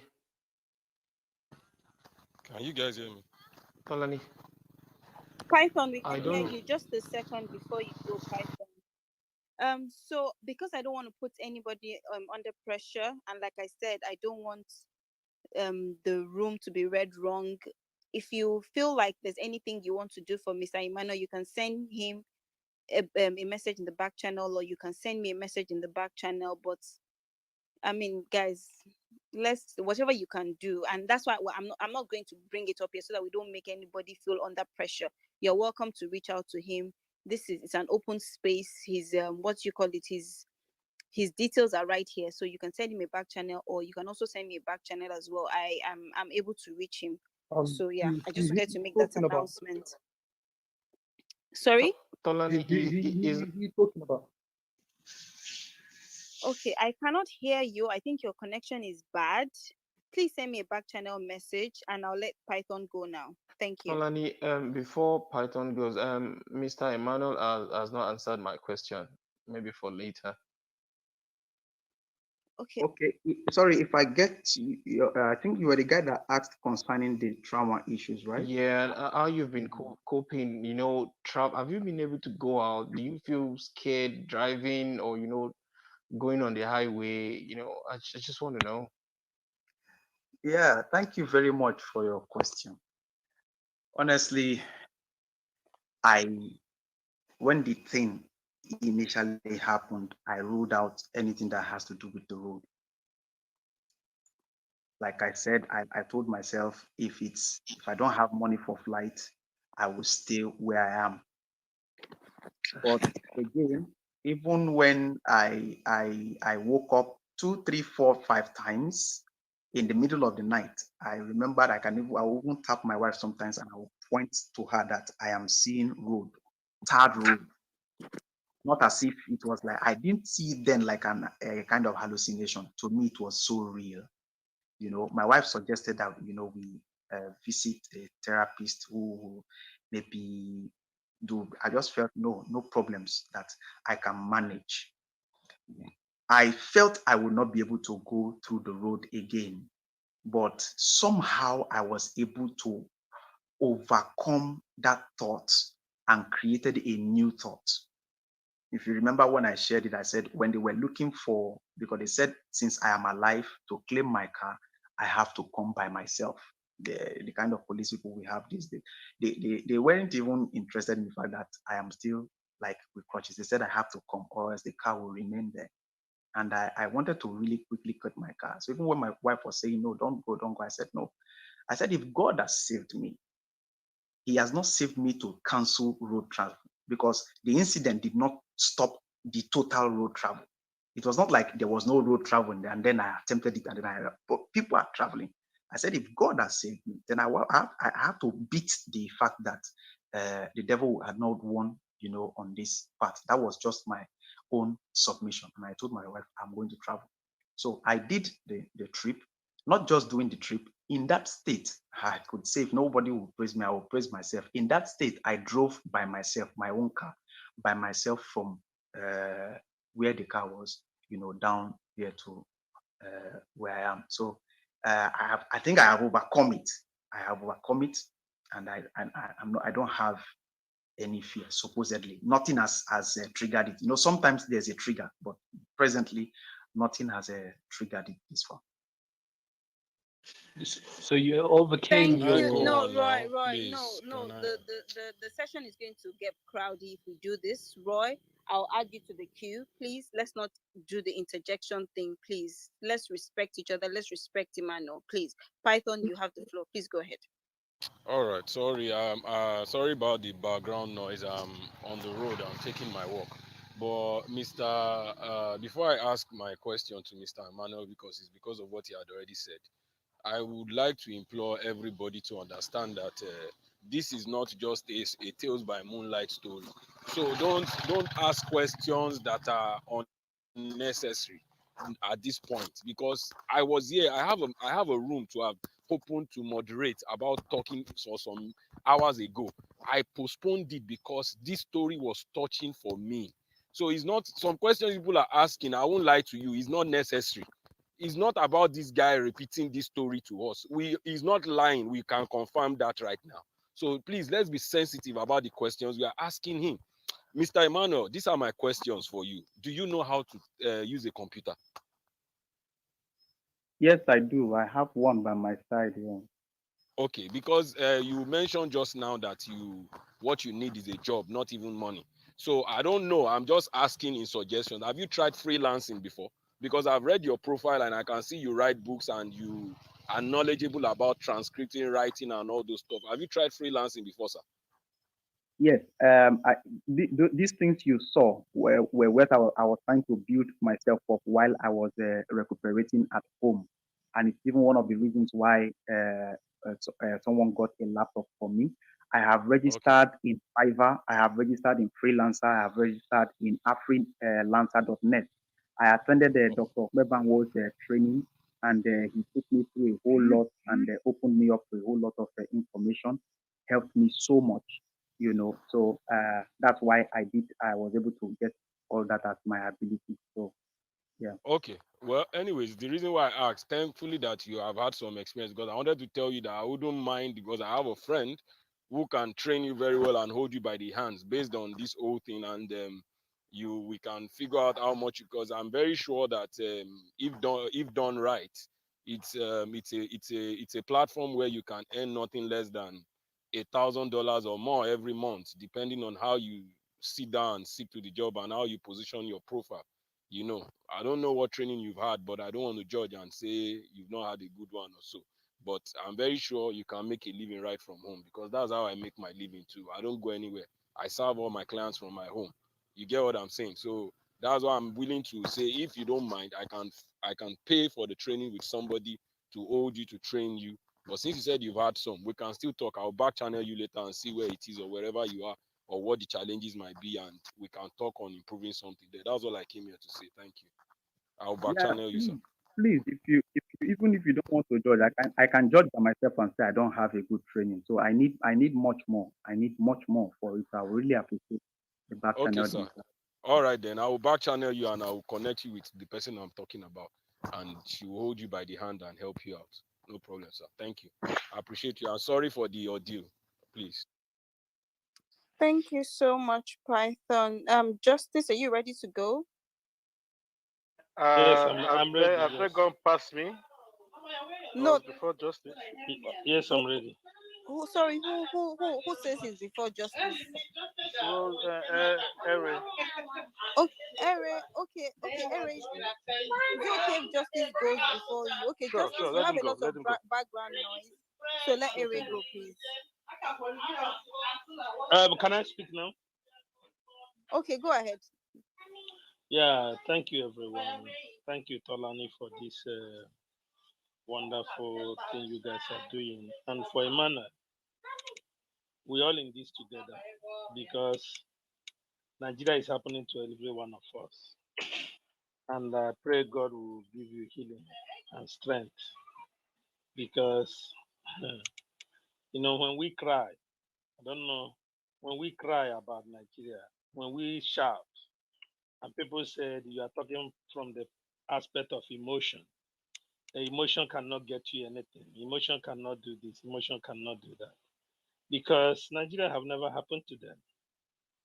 And when people, all these are political leaders, the political jobbers, the ass lickers, the people who think because they find themselves in corridors of power, they can do whatever they want and come to tell us that Nigeria can be better. It breaks my heart because you are one out of 1 million. It's uncountable.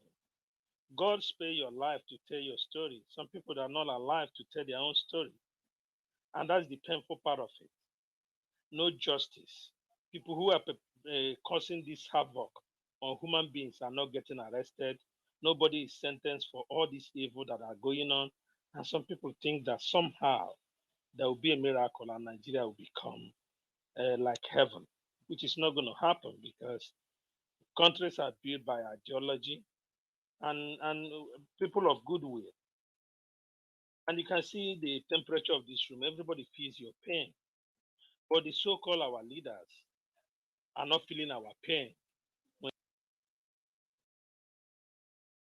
you say that, like Tonali said, we will reach out through the back channel. But one thing, this is an example of one out of many that have been going through this. Some people, it's not even them. It's their wife and their daughters. It's their children that have gone. And they cannot even, some of them are sitting in their home thinking that one day somehow their children will walk back or their wife will walk back to their house. But that's not going to happen because some of them are dead.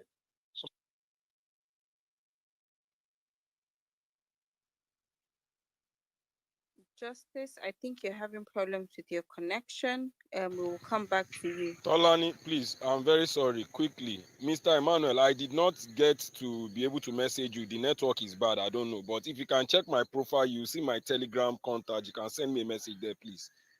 Okay, Python, that's fine. But That's please, Python, right?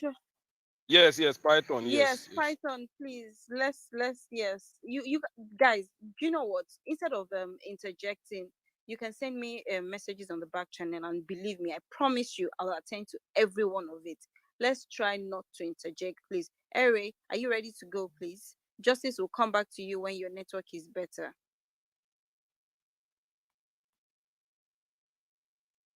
Ere, are you here? Okay, Roy, you wanted to say something?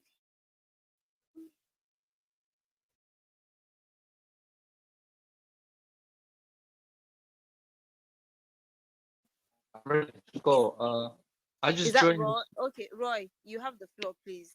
I just room and uh,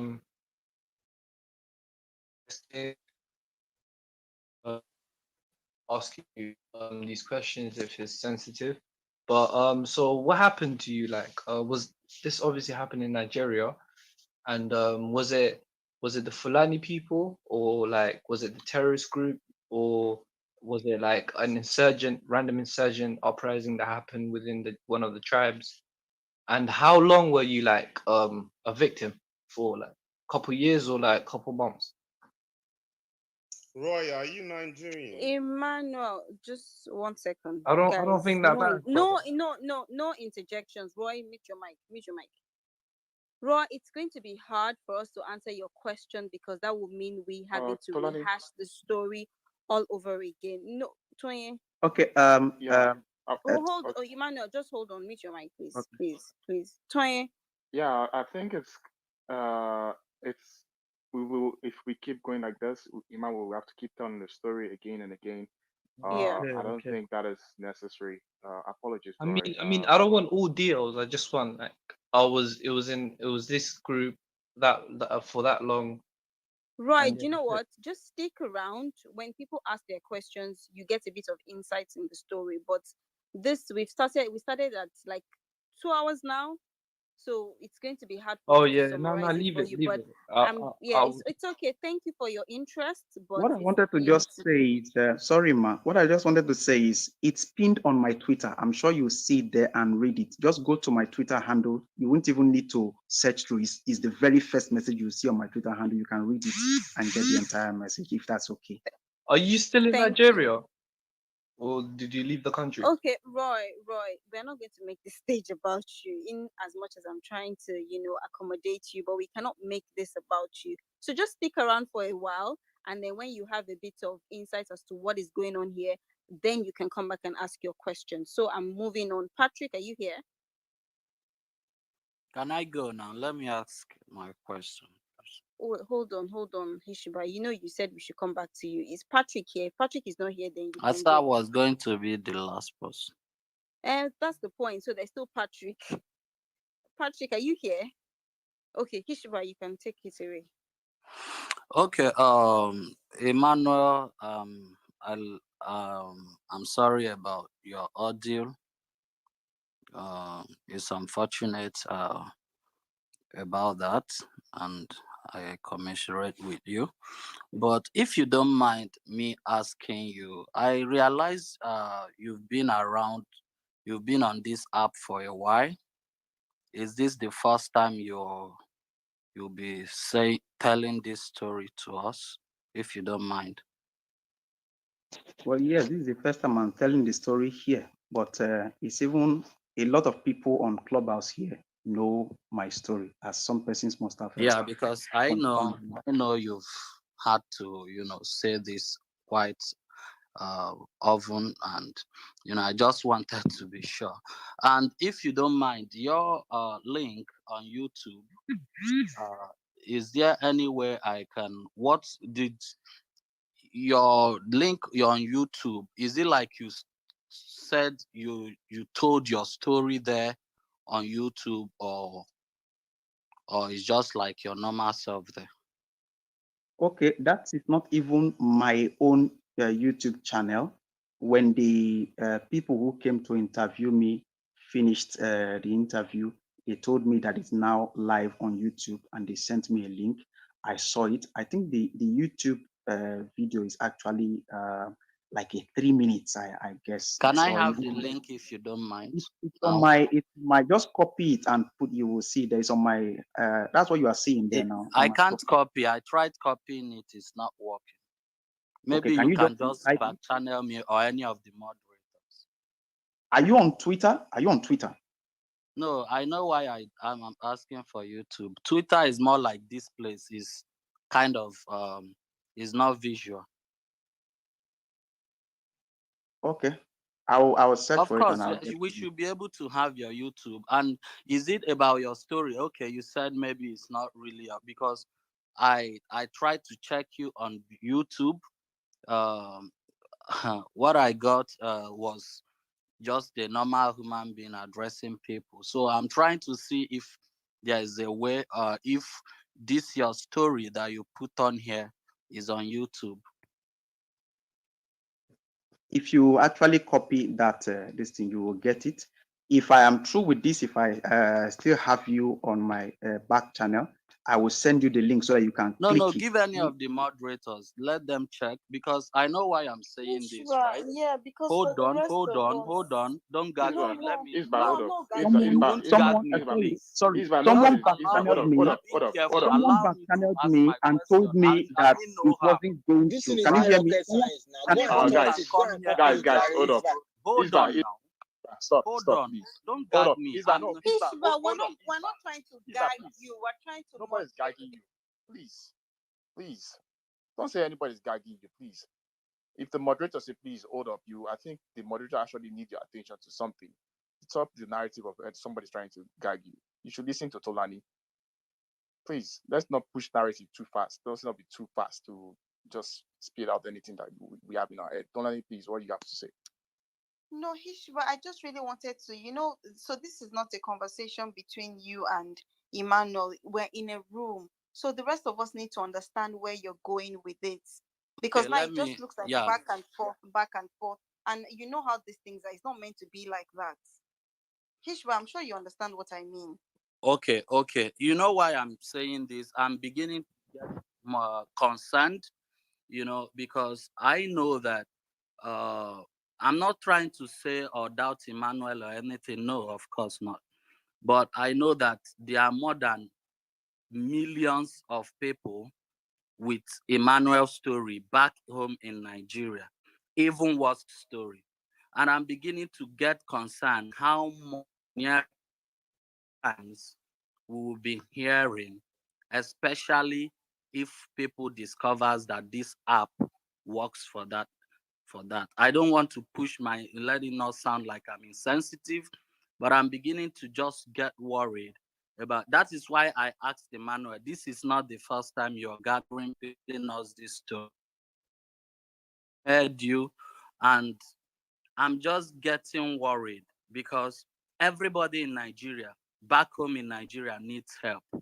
So I'm beginning to wonder or worried in the nearest future, especially now that this app works for people with stories and incidents and all these harsh things going on in Nigeria. So I'm pretty sure if we keep on like this, we are not in a day we will be entertaining more than 1 million stories and people, because everybody back there is in trouble. So I just don't know, but I know I don't know how to put it not to sound like, but I'm worried though about the whole thing and how it's going Okay, to Hishba, unravel can I in the address this? nearest time. Can Don't I gag address me, this? please. Let me I'm land not so you get gagging where you. I'm going from. Hishba, Isba, please, I beg Tol- you, just give me 1 minute. Tolani, Tolani, Toye, Tolani, please, this is yes. Oliver Majo. Isba, Emmanuel has not forced anybody to do No, anything. all of me, Hold on, let me just say, address please, something, please. Tolani. No, Hold on. Toye, give me a minute, please. Okay, first off, Emmanuel didn't ask to tell his story. I have met Emmanuel before. Tommy was the first person to speak. Tommy is my cousin. I met Emmanuel through Tommy.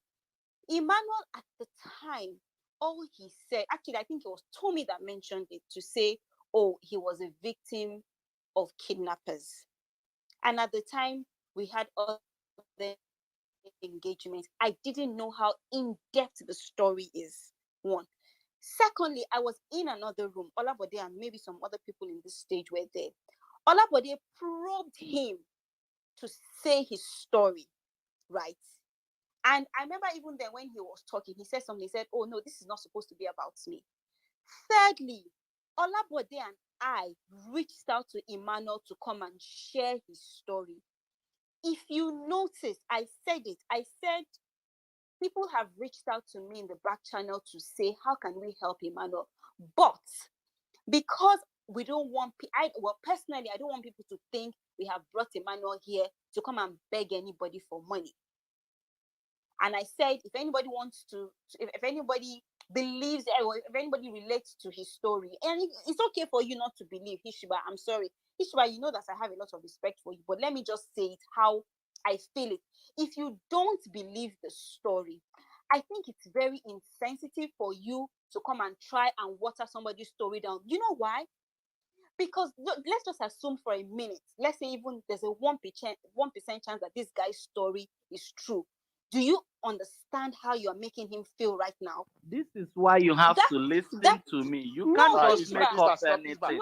Man, Don't even, just put this guy down. Tolani, just a second. Please. Tolani, hold up. Everyone, hold up. I'm Hold on. not Let someone me you address move something. down. Let me address this. Tolani, just a Oh, you second. don't shut Tolani up now. Let her finish. Let her No, finish. just a second. Please, just a second. Let me address something, guys.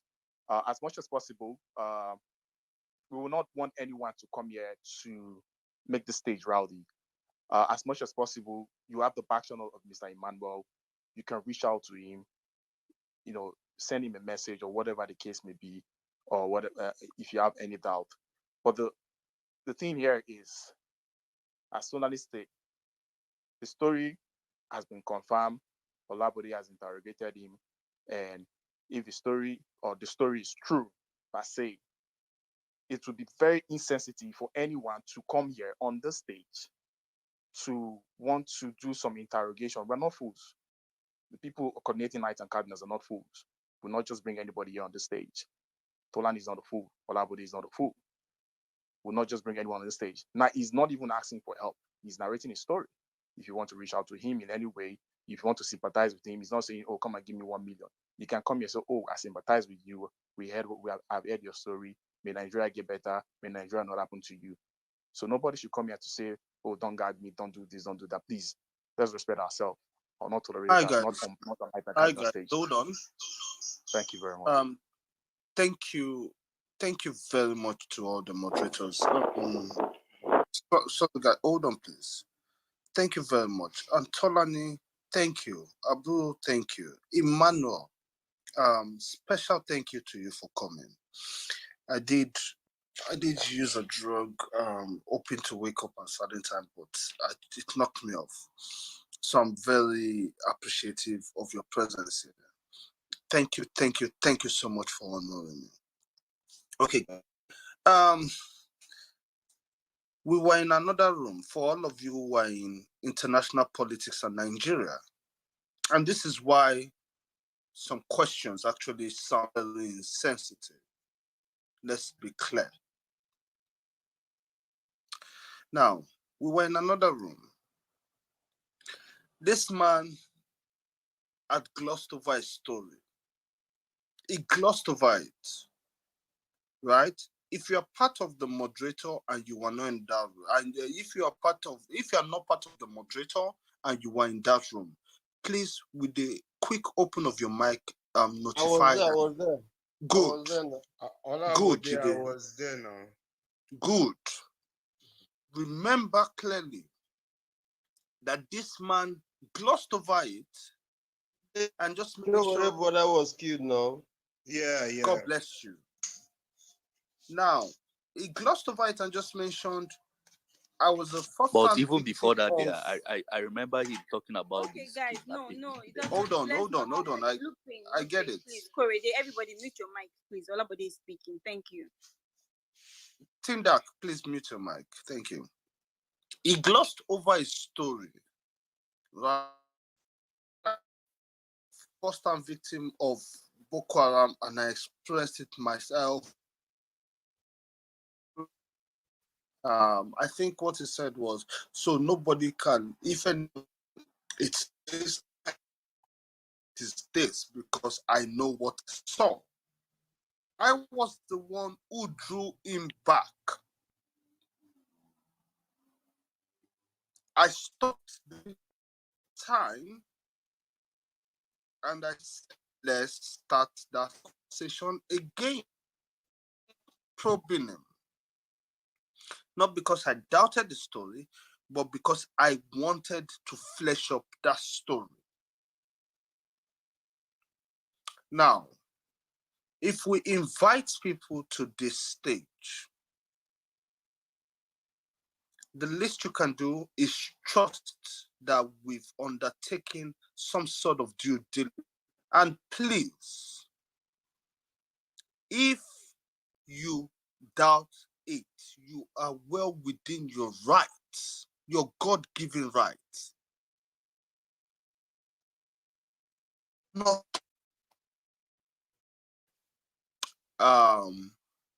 have anything to do with it. You are well within your God-given rights. The first reason for this room is to buttress what we've been saying for ages, for us to not talk about Fulani terrorists who are the herdsmen in abstract, but talk about them in real time with someone who has experienced it. That's the first and primary reason for this room. Any other one is an extra. Do you understand? And if people feel they want to help, please do. Cardinals. Can I speak after? No, Edward, please. Yeah. Edward, please. Cardinals will be in whatever supportive measures we want to take. But please and please and please, for the now, at the very least, keep your doubt to yourself and let mind. You do not know how far Knights and Cardinals is going to take this.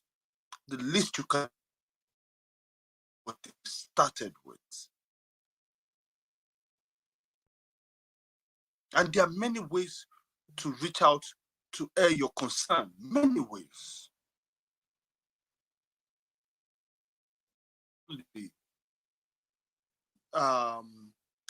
While your voice is, it is necessary that you air your concerns, but it's somewhat insensitive right here and right now. Very insensitive. Thank you very much for what you do. Keneke Ogbona Antonio, I see you. Thank you. Tolani, please take over. Thank you, Olabode. Roy, please. Again.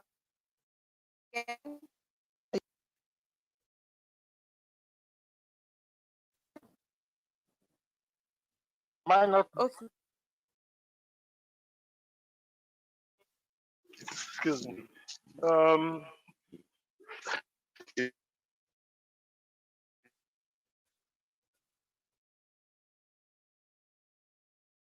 Our own perspective it was telling you is well.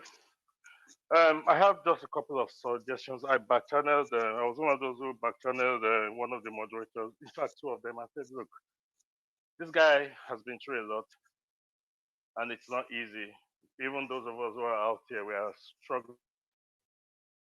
Something that we can. If there's anything you can do. Is there any way?" And I said, "I have an idea I would like to discuss with them. I want to just play with them first before I mention it on stage." And I was trying to go back and forth, and the private room wasn't open. And then in the end, we were able to meet, and they said it was okay. I am looking for a fair exchange. I don't want him to be seen as somebody who is asking or begging. He's a graduate, he's articulate, he's an unfortunate victim of this mad contraption in which we are all suffering. And he's articulate enough. And I just said to the guys, I said, "Come, can he put his experiences in a book? Small. The edition, the volume may sound small here, but by the time he starts putting it down on paper, it should be extensive enough." And then I'm already thinking about ways in which the value in that book would be increased in terms of what we would see inside, what others would be able to pour into with him as a platform to go out and inform more people. And maybe through that will be his own contribution to efforts to educate people and pressure the government while still earning something for himself. Let it not be seen as if he's exploiting his experience or his trauma, but he's should be turning it into something for himself to take care of himself and his own family. A small book, which others, experts will also add their own preface and other stuff on it, make it affordable. If we hit 50,000 users or 100,000 buyers, that's your contribution to this effort to let the world know about what is going on. You pass through it. That's my own offer to you, Emmanuel, and to Knights and Cardinals. Our good friend has just is about to bring his own book. I'm very sure we'll be able to get his experience in to advise him on how to set up the entire process of writing for himself. He can just do the audio as he can record and somebody can transcribe, and then myself and others can help in editing. In 3 months or thereabouts, you'll be able to come up with something, or even 6 months. But that is my contribution to you. I hope you guys find it useful so that we go. But please, you guys are being too tolerant. I'm telling you that you allowed that nonsense to even extend that long. I was getting pissed off. Thank you. That's my own. Thanks.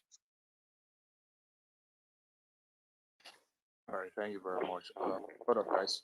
Please, Can somebody. I say something, please? All right. Just a second, Anthony.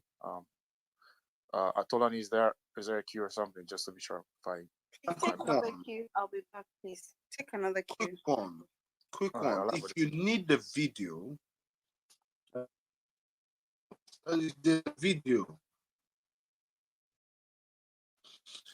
if you need it,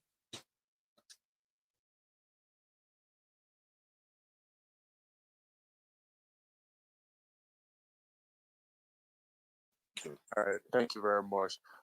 This is nice and Cardinals.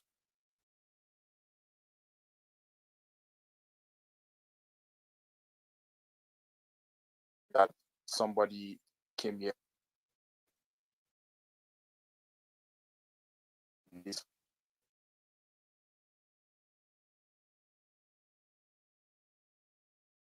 you absolutely would. Anyway, I'll take 3 people, just to keep the queue short. Sorry, So, please, Tonya, can I add something to what the guy that talked about the book said? Just 1 minute. okay, so let's do this. I'll take Ola, Anthony, and one more person. Please flash your mic if you want to speak. I'll take one more person. Okay, Anthony, Ola, and H. Just to add to what he said, yes, books are good, but I would also suggest something. And this my suggestion, I'm also ready to assist in this. Visuals are better, you understand? People don't tend to forget things they see visually. We can tell the story in form of a short film. I'm a film director, you understand? I'm a filmmaker. And for those that feel that if you agree with me, we can form a team and we can do this. We can do a short film. It's a true story. Yeah, We you promote can make it a multimedia issue, all of them. Yeah. You understand? So yeah, because people want to see vision in the head because they watched it. Because people need to understand that these things are really happening. You'll be surprised. A lot of people in Nigeria, you still talk to them, they say, "Oh, everything is politics. It's more politics." They don't believe. Let us begin to tell this story in real times, in visuals, so they can see and know that these things are really happening. It's just my 2 cents, and I'm down for anybody who's ready to work. So who's that? You can follow me. I can't. I didn't see the screen. That's That's Ola. All right. Anthony, please. Marwan, I see you flashing out. Corey, I see you also. Please just hold up, guys. Just hold up. Let it not be rowdy, please. Area, please mute your mic. Anthony, are you there? Anthony. Hear me, all right? Yes, I can hear you. I think my heart goes out to you and what you've been through. I can only imagine. Many of us can only imagine what you've been through, what it's been like. I know what trauma is, and it's easy for people who's not had any traumatic experience to try to downplay it. It's not something that one should do at all. I'll tell you guys where I'm with this. I support the idea of people coming, vetted people coming on to tell their stories. We need to know. There are horrible things are happening to people on that route. Actually, a lot of such stories are going on.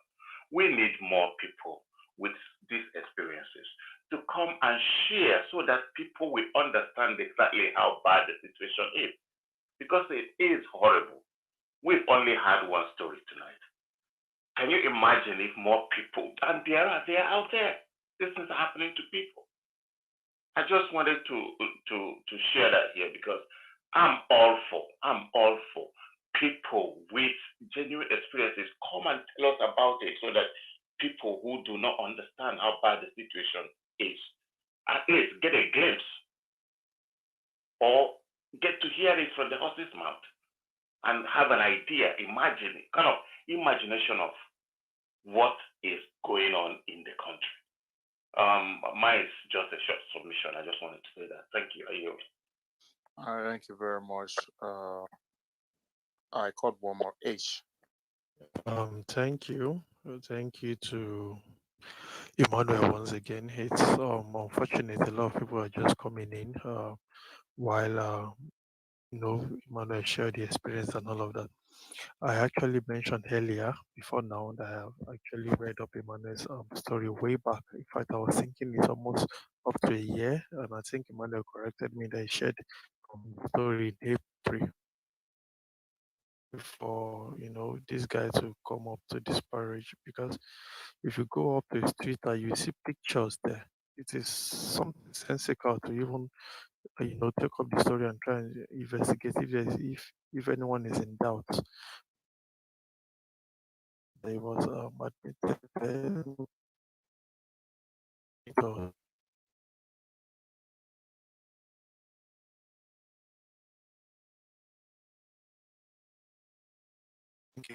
probably someone is, it just doesn't make sense, and that is where some of us are missing this thing.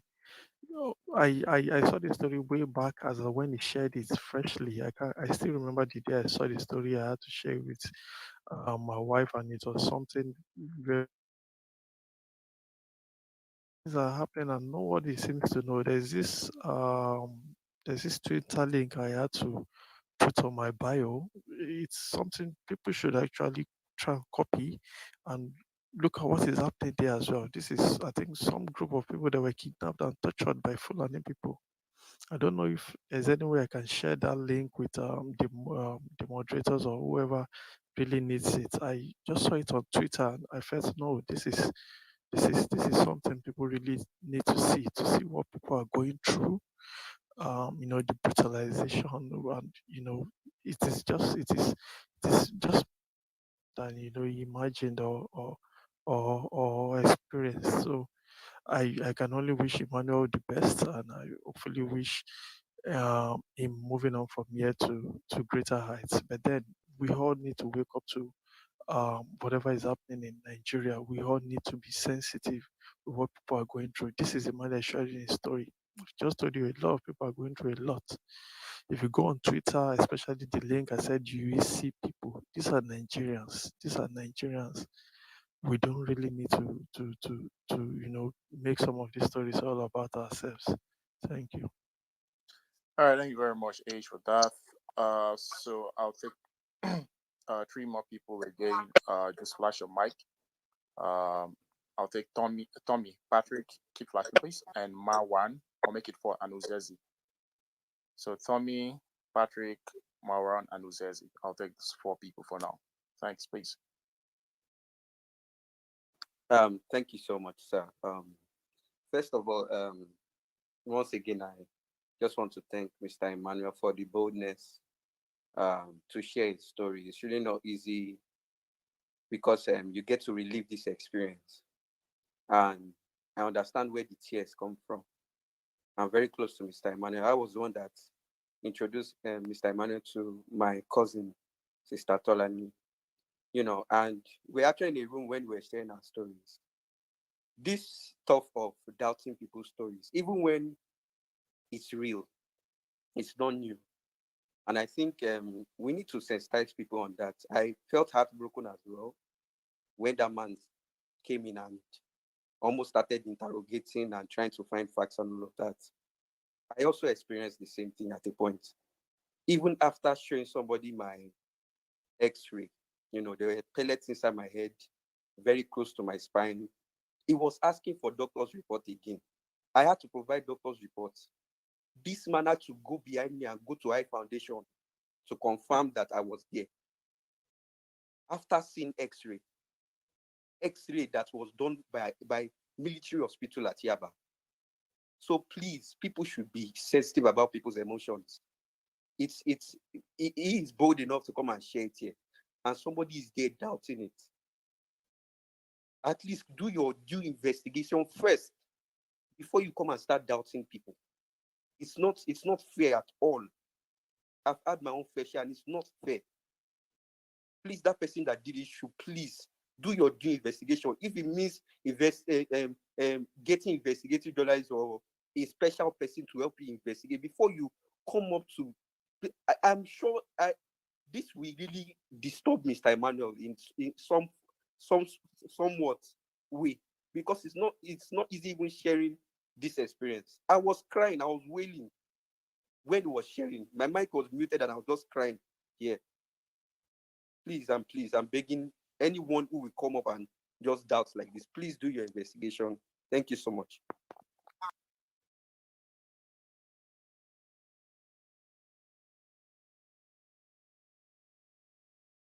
Patrick.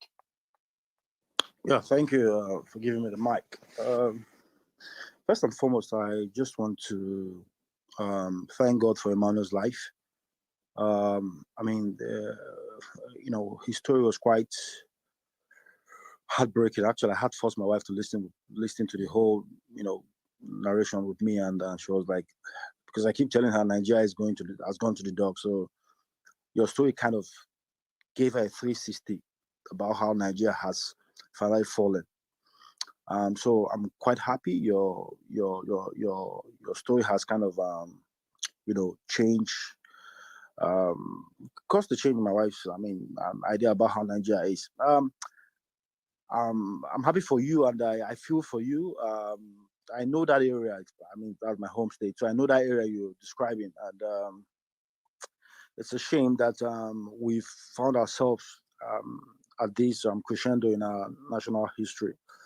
One thing I just want to take away from me is your parts of your account kind of corroborated what that DIA done, that Commodore that channels hosted a week ago, that the cabal went gaga. He said something, and it's quite instructive. You kind of corroborated. You asked those military men that one of your comrades was attacked in the same fashion, the same location. Why haven't you gone against these people? And he told you something. And what he told you from your story was, we've not been given the command to. That Commodore said the same thing, that at the policy level of government, they are not willing to tackle the insecurity issues. So, I mean, for these things are out there in the open. Just because the US just said they will name and shame terror sponsors, we are beginning to hear stories of bombardment of the forest, and all of that. Well, let's see how far that goes. But again, at the end of the day, this is Nigeria that we have today, where people can make, justice according to you, just from where you were attacked to the last checkpoint was not too far. So it just goes to tell you that things have really gone bad. And everyone has to take his fitness seriously. We need to be very careful. For one story of a survivor, I believe there are tens of stories of people that didn't make it. It's a good thing that you've come up with your story, so people can really relate, hear the voices of people that have gone through hell. I pray that none of us will experience such. Those of us, I'm not in Nigeria, but those of us in Nigeria, I pray you don't experience such. We just need to keep hope alive, and hope, just hope something happens. Apologies for the interloper that tried to rubbish your story. I just felt that was not smart. It's kind of insensitive. Very again, apologies again, and don't just overlook it and just move on. I'm happy for your wife, for your kids, because whilst you were sharing your story, I was just telling my kids, they're jumping all over me, and I could imagine myself in your shoes in the bush. You're on death row. This moment you think you're dead. The next moment there's a ray of hope of living, and the last moment in the bush where the guy pointed the nozzle of the gun on your head, and those were chilling moments. I was like, hey, it could have gone either ways. It just could have gone either ways. But again, I'm happy for you. I I'll just think I'm following you already, so I will think of how I can assist. Not necessarily materially, if materially yes, but not materially. If there are options of how to get back on your feet and get something to help you support your family, I'll gladly share. I'll back channel you. I want to urge everyone that is moved by this story. We need to help one of our own. Um, he needs to survive. He needs to, like he said, this thing wasn't meant to solicit for assistance. He just wanted us to hear his story. And if we are touched, if we are moved, please, by all means, try and help this man. As you do so, I pray God will bless you and bless your family. I yield. Okay, thank you, Patrick. Marwan, are you here? Yes, Tolani, I'm here. Okay, please take it away. Thank you very much, guys. Emmanuel, I don't know. I'm heartbroken. Um, Actually, I watched your story sometimes back. That's on the YouTube. I think I watched it then, but then I think listening to you today, like, just brought me closer. In fact, I didn't listen to it when it's and we watched, then we sympathize. But today, having you here, I had to call all of them, and everybody sat down and we listened. And honestly, some people couldn't even stay till the end because of how touching it was. I feel for you, and I pray that these perpetrators are brought to their knees. God will expose them, inshallah. That's our prayer for them. That somehow, some way, they get exposed, even if the right authorities are not doing what they are meant to do to bring out these people. We know that the Lord is not sleeping, and for you to come out of this alive, I think the Lord has greatness for you to come. There is a lot that will come out of this for you to come out of this alive, because as people have said, some people didn't get the opportunity to come out, but you did. Then and I'm sure there is a purpose for you coming out alive. And keep sharing your story. And it is so sad that if you even click the link, it shows you that the video is unavailable. So I think I sent you a link. You can easily post that link on your Instagram so that people can actually see it, because this isn't a story to keep. This is a story to share. And I'd like to tell you that keep your story legit. Don't mix it, don't do anything. Keep it legit. Let it keep going. And I heard someone suggested you write something and there could be a movie about it. So I'm here to tell you that if you are doing it, do it well, because I remember there is a girl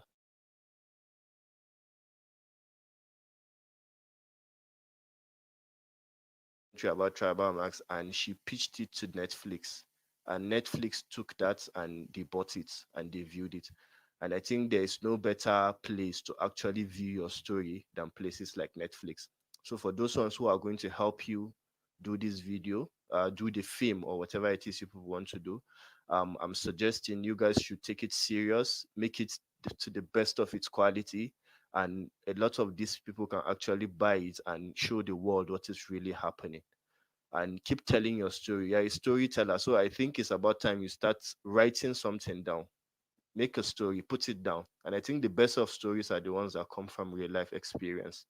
So you should make something out of this. And I'm glad that you are able to actually pull through the trauma. From what I heard, you've been able to pull through the trauma, and that's a good thing. And there are lots of people that have gone through this, and since you've pulled through, you're in a better position to actually help people pull through that trauma, because there are people that up till now that survived that haven't gone through that, and you can make that your own business to actually pull people through that. And I commend your strength to come here and actually tell the story. May God continue to help you. So I followed you, and I will take this further, inshallah. I'm going to send you a message and we'll see how it goes. So thank you very much for sharing. Thank you, Marwan. Uzezi, you're up next. Hi, Manuel. I listened to your story with so much intent, and a lot of things you said were like very personal to me because when you mentioned Isoko, I'm Isoko. When you talked about going to the north, I was born in Kaduna State. I lived there for over 20 years. I speak Hausa fluently. So a lot of things were very personal to me. I lived through the two Sharia riots that happened in Kaduna. So I've seen people die. I know what it feels like to think you're going to die. So my heart wasn't just breaking for you, it was breaking with you because I kind of understand. So to my question, just two questions. First, you said you were driving for Bolt. So did Bolt assist you in any way? Did anything happen, on their end to assist you after this ordeal? And again, your wife, if you don't mind, how did she react when she knew that okay, you had gone through this? Because I can't imagine my husband going to work and then they're calling me to say somebody cut his hand with cutlass, somebody beat him somewhere. Like, how did your wife react to this? Those are just my two questions. Okay, thank you so much for your question. Yeah, for the issue of both, while I was discharged, when I was able to get the phone, I immediately sent them a message to inform them of the incident. They replied and sympathized with me and suggested immediately that they will block my account to avoid any form of unscrupulous use of my driver app, my phone, since I told them my phone was taken from me. And they told me that if I should have any need of anything, I should feel free, to contact them and talk with them on what I need. I thanked them at that time, and I didn't write them until about 2 weeks. I made sure I was in need before I wrote to them so that it won't appear as if I was just writing to tell them immediately. So 2 weeks later or so, I sent them a mail on my Gmail account. So everything is still there. I sent them mail and asked for a need. First, because I needed to clear the hospital bill that actually accumulated. I borrowed some money and all that to take care of that. Much of the reason was because I just moved to a new apartment. I needed to put my children again in school and all that, and I have limited resources. So when this incident happened, just a day after I made all those payments also, or a day after I moved in, it really toppled up a whole lot of cash for me. They replied me and told me clearly that they are sorry, that they cannot offer any help of any kind, that they cannot offer any help of any kind financially, but they believe that I will find help from elsewhere, that I should not be offended. And I did not write them again.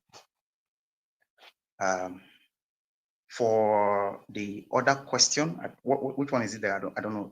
Please just remind me. About your wife, how she reacted when she found out everything that happened. Okay, yeah, my wife, she's a very, very strong woman. Please just forgive me. I want to inform them. Go open it. Okay. My wife is a very strong woman. I must tell you the truth. And we have been very much in contact even while I was traveling. That's how we normally do. So if she's traveling, she will always tell me each junction where she is, and the same, I'll do the same. So like I shared initially, she was the last person I spoke to the moment I left the last checkpoint, just to inform her that I've actually left the man. We just laughed over how the man delayed me and all that. I dropped the call. Not more than 10 or 15 minutes later, the incident happened. She was actually expecting me to call when I was in Sapele. She has more or less like a small ETA. If I'll be in Sapele at a particular time or I'll be in Warrior at the other time. So when she noticed all that, she called. When she didn't get through to me, she expected maybe my phone was down, but she knew too that I'm always charging my phone in my car. So, but she couldn't really place that anything had happened. When she called and called and called and noticed that nothing was taking place, she actually went to my Gmail. She has my password to all my accounts and all that. So she went to my Gmail, opened my Gmail account, sought for access for Google because she knew I was using Google Map. So she immediately checked through and saw that I have not even gone past Benin bypass, because the phone, the moment the guy took the phone away from my hand and was going into the bush, the map was still going until he lost network. So you could, the map actually showed the spot where my car stopped and how the guy went into the bush part, and then network went off. So that was when she knew that something was wrong, and pulled calls across to necessary people like my family, my church members, my pastor, and all that, to just she prayed all through the night, and I knew she was praying. So even when I was praying to God, I told God that my wife is praying, that even if he can't hear my prayer, that he should hear my wife's prayer. And God heard either both or one of them. And yeah, I think she was really strong. Like I said, even when the military guy called, she thought that it was the kidnappers that were calling, to maybe make a demand. So the moment, because the guy just said, "Who do you know any Mark?" She said, "Yes." Say, "Who is it?" Or he says, "My husband." And the guy cut the call. So her mind actually skipped, like, these people, I'm already in the hand of these guys and all that. So they started calling the number and he wasn't picking again. So they felt that, okay, if at all, they are going to call again to maybe ask for ransom and all that, until the driver called. So it was when the driver of the ambulance called and explained that she now understood the entire situation, that, oh, it was a military guy that called and I've already been rescued and I'm on my way to the hospital. So she really, like I said, she's strong, and I'm happy that I got married to a strong woman. Thank you so much, Emmanuel.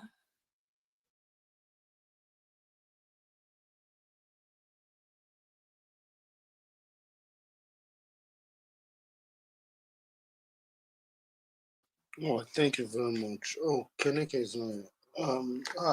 Thank you very much, Emmanuel, for the story. Guys, Knights of Cardinals actually has a Cash App and a PayPal. And if you do look at our profile, you'll see it. Please, we are actually going to, if you want to assist, and let me say it clearly, anybody that wants to go knock his head in somewhere can go. If you want to assist Emmanuel, please feel free to. We will push for it. We will go meet him. I know what we've discussed with him, the plans to have this on video. These are the things we're trying to do. So guys, we will push this and we will get somewhere with this. Kenike, are you there? Okay, who wants to go next, please? Anybody wants to go next? Tindak? Yes, please. All right, I'd please really go like ahead. to go next. Okay, thank you. I hope you can hear me clearly. Hello. I'm somewhere in Bauchi. I'm not so sure of how clear my network is here. Can someone confirm?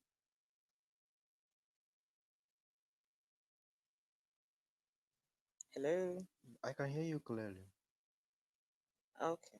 Can anyone else hear me clearly? Okay, so Yeah. thank you very much.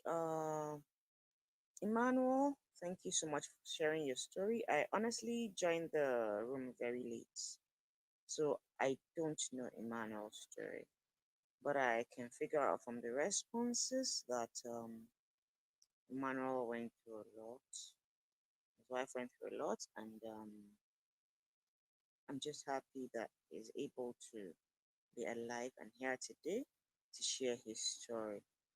Right? I'm coming from a place of I haven't seen this personally as kidnap victim, but I've had my cousin and his wife kidnapped twice in the space of less than a year. Let me just say 6 to 7 months. And it's crazy because when someone wakes up in the morning and thinks, okay, yeah, just putting up a story out there, and all this is coming actually from the response I was hearing from people. Apparently, someone said something about how Emmanuel's story might not be true or no, or so, or something like that. I'm not quite sure. And I actually stand to be corrected. But I understand that being kidnapped is not a joke at all. My name is Tindak Sani. I'm a pharmacist. I work in the public health space. And I have relatives. I'm from Kaduna State. My family, my parents live in Kaduna. My sisters live in Kaduna. I see a lot of things almost every day. My nephew is one of the children that was kidnapped in Bethel Baptist. It took us 3 tranches of the ransom release to get Prince back. Sorry, okay. And apart from that, we also had my cousin and his wife kidnapped from their home in Jos. Hello, can you hear me? Yeah, go ahead. Sorry. Can you still hear me? Yes, I can hear you, Tindak. Okay, can everybody else hear me? I hope I'm clear. Because it took I was not out of the country when my cousin and his wife kidnapped for the first time in their home in Jos. A husband and a wife, right? And they were kidnapped and they stayed for some time and we all had to contribute money. I don't think I'm at liberty to disclose the amount we paid for ransom, but we paid a ransom and then they were released. And then just barely 6 to 7 months later, they were kidnapped again in the same Jos, okay? In their same home. I don't know if anybody's understanding what this pattern looks like. But this time around, the wife was kidnapped and the husband was shot in the leg. And this gunshot passed through the femoral artery. If there are any medical people here on this platform, they will understand what that means. This person was within an inch of his life. But I want to believe that God was faithful enough. And after over a month in the hospital, my cousin came back home. He's still recovering as we speak. Ransom was still paid. A lot of discussions happened and everything. So when someone wakes up in the morning and tries to undermine what the experience of being kidnapped looks like, it doesn't really feel good. It just simply means that a lot of people are living in a separate space from this current one that we truly live in. I just wanted to say, Emmanuel, I understand you. I get you. I've I've been like almost half quit, and this is not even my husband or my child that I gave birth to that was kidnapped. But this is the way I felt when this experience happened, when this whole thing happened. So we need to really speak up. We need to just speak up. And then again, yeah, I think I figured out that we want to establish whether it was who or not. I don't think that the first kidnap was purely Fulani. Um, from the conversations that I had with people, I stand to be corrected. And if this recording goes out anywhere, I stand to be corrected really. Because based on what I heard, it was not exactly Fulani sounding people that abducted them the first time. Okay? But the second time, it almost was very clear. And there were conversations that were going on like, but you've kidnapped this before now, that kind of thing. And, why didn't you tell us? All those kind of things. There were things like that. And then there were those kind of funny sounding places. I just want to say that the experience, in fact, my cousin's wife was already on PTSD medication from the first kidnap. before she was kidnapped again, 6 to 7 months later. So what are the odds that you kidnapped twice in your lifetime in a town like Jos? Do you understand? I just want us to just think about these things and check it out and see what is going on really in this country that people can just be living their lives. And these are the people that are wealthy. Do you understand? They don't have hush puppy, Cubana money. No, they're just good citizens of Nigeria, just trying to make a living. They just have two daughters. They're simple, civil human beings trying to make a living. In Jos, in Plateau State, in Nigeria, yet they were kidnapped twice within the span of less than a year in their lifetime. And the Flyers were also involved in this kidnap. So I just said, okay, I don't know what's going on. I didn't hear Emmanuel's initial story, but I know that Emmanuel went through a lot. I'm just trying to say that I also know someone who went through a whole lot as well. Today, my cousin is recovering.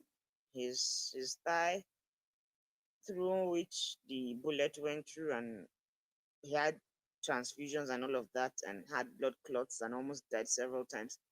I'm not going to go through all that detail, but I just want us to know that this thing is real, and nobody should please ever and undermine the impact that being kidnapped makes on anybody.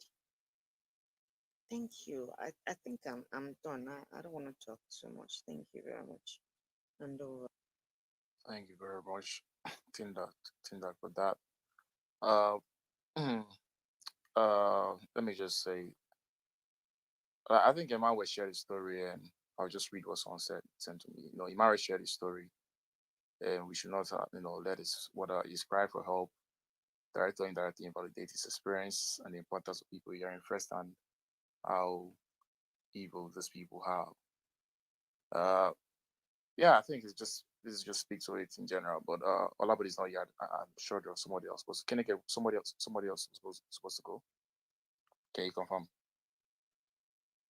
All right. I think in the case not there. Sherry, I see you flashing your mic. I see B, so I'll take Sherry and B and Felix. So yeah, please go ahead. Before you go, Emmanuel, before you go, Emmanuel, do you have anything to say, please? Yes, I do. Two actually. First, I want to appreciate everyone. Sincerely, I didn't know I had so many messages on my back channel while I was talking. As a matter of fact, I realized that most of them came at the time I was crying. A lot of people were trying to cheer me up and get me back on track, and I really appreciate that.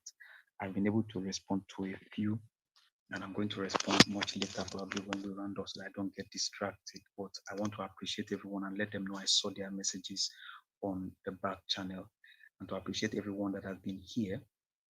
I also want to say, forgive me, but I just want to say, I'm not feeling really bad about what that guy did.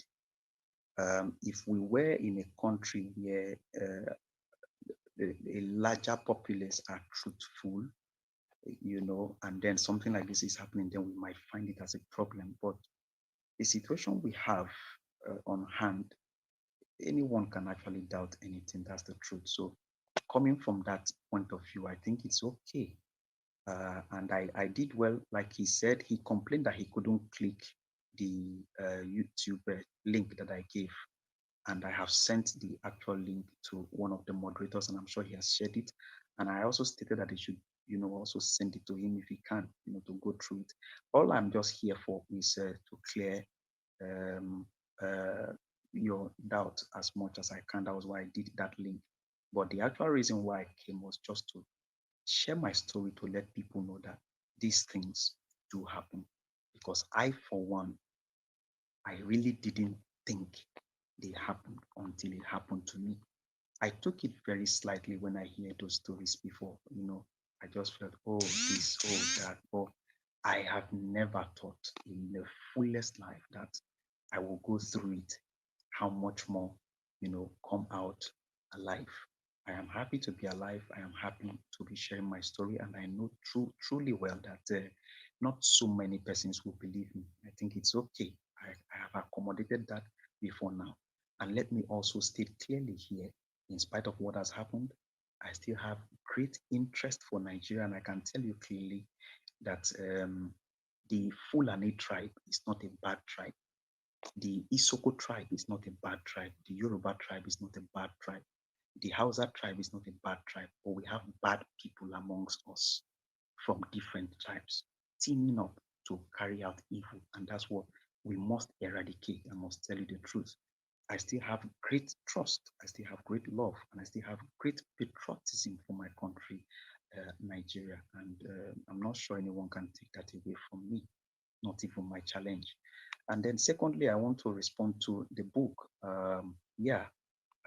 While I shared my story incidentally on one of these clubhouses known as Nigerian Diaspora Shack, the founder there, Dr. Bebanwo, gave me a whole lot of support, both financially and also advised me. So what the guys suggested is very, very important, and I like that. He advised me to put it in a book, and it's one of even the reasons why I got the laptop. If someone is interested in assisting me, in terms of publication, I will not even have more than 2 hours or less than so to transfer the scripts that I have done to the person. The book is already here, and I'm sure anyone that reads it, whatever time it comes out, the person will find it quite interesting, because it won't even appear as if you've heard the story before. So yeah, there's a book to read. I will appreciate the activities regarding it going even to the visual media. I will appreciate that, and I will work within my capacity as well to ensure that it comes out. The major thing is to send a message out there to ensure that it is evergreen, that people will see and read through. For the issue of assistance, like someone rightly said here, one of my submission is that God survived me from the bush. I don't think I will really find it difficult, to live this life, because if he couldn't, he would let me die there. That's my submission. So yeah, I will ask as much as I can, and then I know people will do as much as they can, but not everybody will help me. I can tell you the truth here plainly that there are people whom I know one-on-one, who have heard my story, that have not even called me to say, how are you doing? And I'm not surprised, because in this type of times, that's when you will know those who really, care for you. So it's part of life. My entire joy is that, as a matter of fact, you are even hearing me talk, because there are people. And when I read stories of these situations everywhere, and I hear that this person died, I weep. And I know for sure that very soon all this will be a thing of the past. So it's okay, to feel doubt. It's okay, to have whatever submissions you have. It's fine. I don't mind. I strongly believe that very soon we will have a better country. We will share better stories, and we'll all rejoice together. That's my submission. Thank you. All right, thank you very much. Okay, Tony is not here. Thank you very much for your submission. Any other person wants to handle this, please? Any other person wants to go? Guys, okay. Felix, please go ahead. Yeah. Okay. Having me, I want to really appreciate my brother Emmanuel for having this platform, because this is one of the things that we need to bring to the front burner. And we hear stories of kidnappers or bandits being pardoned, and we don't hear story of victims of their wickedness being heard. I mean, my heart, when I heard the story of Emmanuel, my heart really broke, and the sadness and the reality of the country we found ourselves became clear to me, because I would have expected, with what had happened to him, that if it was a sane nation, the government would have taken care of everything concerning him getting to full recovery. But that is a sad country that we found ourselves. I don't like talking about Nigerian politics because I just get way down. But I'm happy that my brother Emmanuel is having this conversation because we need to bring this to the fore. And I really love the way he responded to this because truly many of us, there's a tendency for us to begin to doubt how whether people this is really happening. The fact that I know that this happened to him has really changed the way I see this situation. So I'm happy that Emmanuel is coming here, keep creating that opportunity for us to have this conversation. We need to have more of this conversation. We need to get it to the point where the media houses and everybody knows about it because it's so funny that all the media house here, I'm sorry to say, I've not heard a story where somebody who was once a victim of kidnapping was interviewed and they profiled the story. And maybe because nobody is hearing that, or maybe it's a government policy. That's why we're not hearing because if we're hearing this, maybe talking about this and putting pressure on government to do the needful, even taking it from government locally to even to foreign government to put pressure on the Nigerian government to do the needful because it's so painful. We can't even quantify the number of people who have perished. You are doing everything. You know your story. Oh, can you still hear me? Can you still hear me? Your connection is Yes, we poor, can but we hear can hear you. you. It was poor, but we can hear you now. Okay, good. All right. Thank you so much. I'll clear around fast. So I really want to appreciate all that you're doing, and I love all everyone that's giving him all the support to ensure that the book, his story is heard, and the world get to know the reality of what we are facing as a people in this country. Thank you so much for all that you're doing and for everyone that has supported this cause. I celebrate you all. I'm Felix.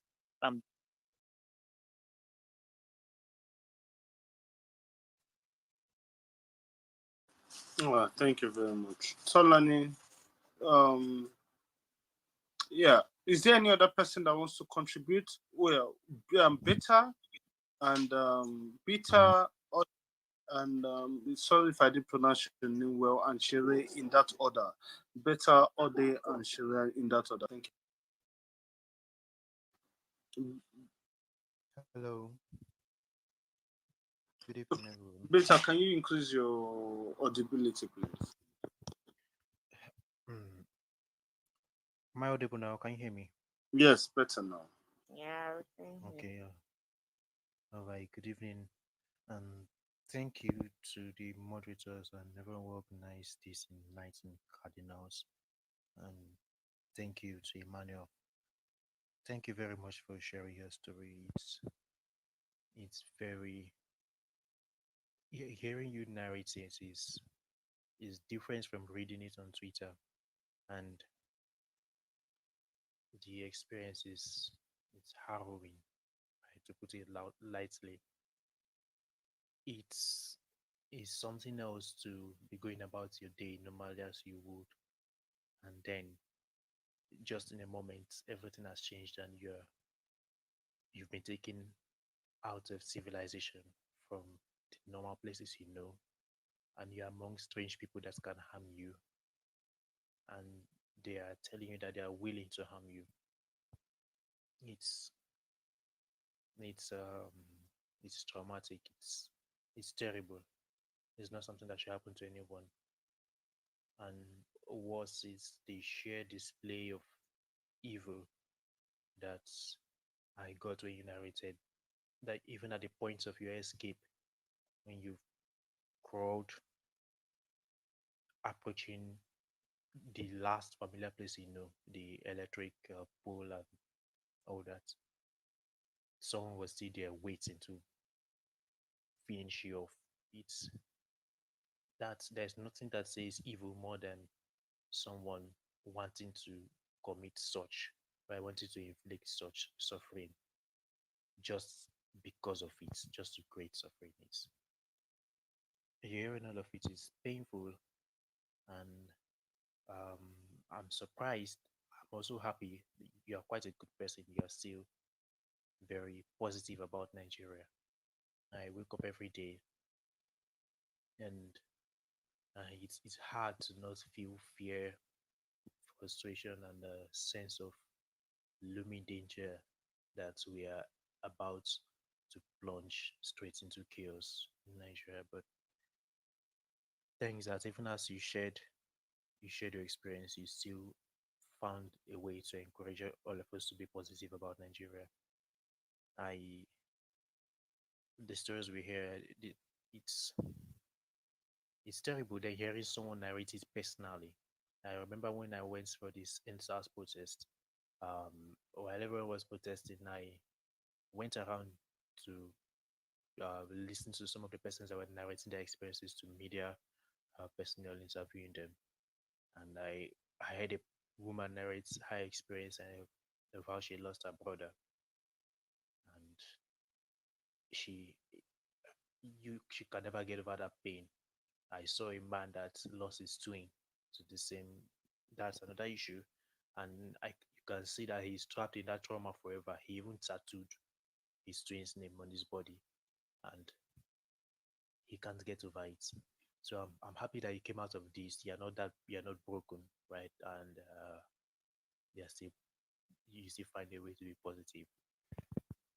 So yeah, this also you sharing this out, even if some persons doubt, well, it's expected, and we just have to keep saying the truth.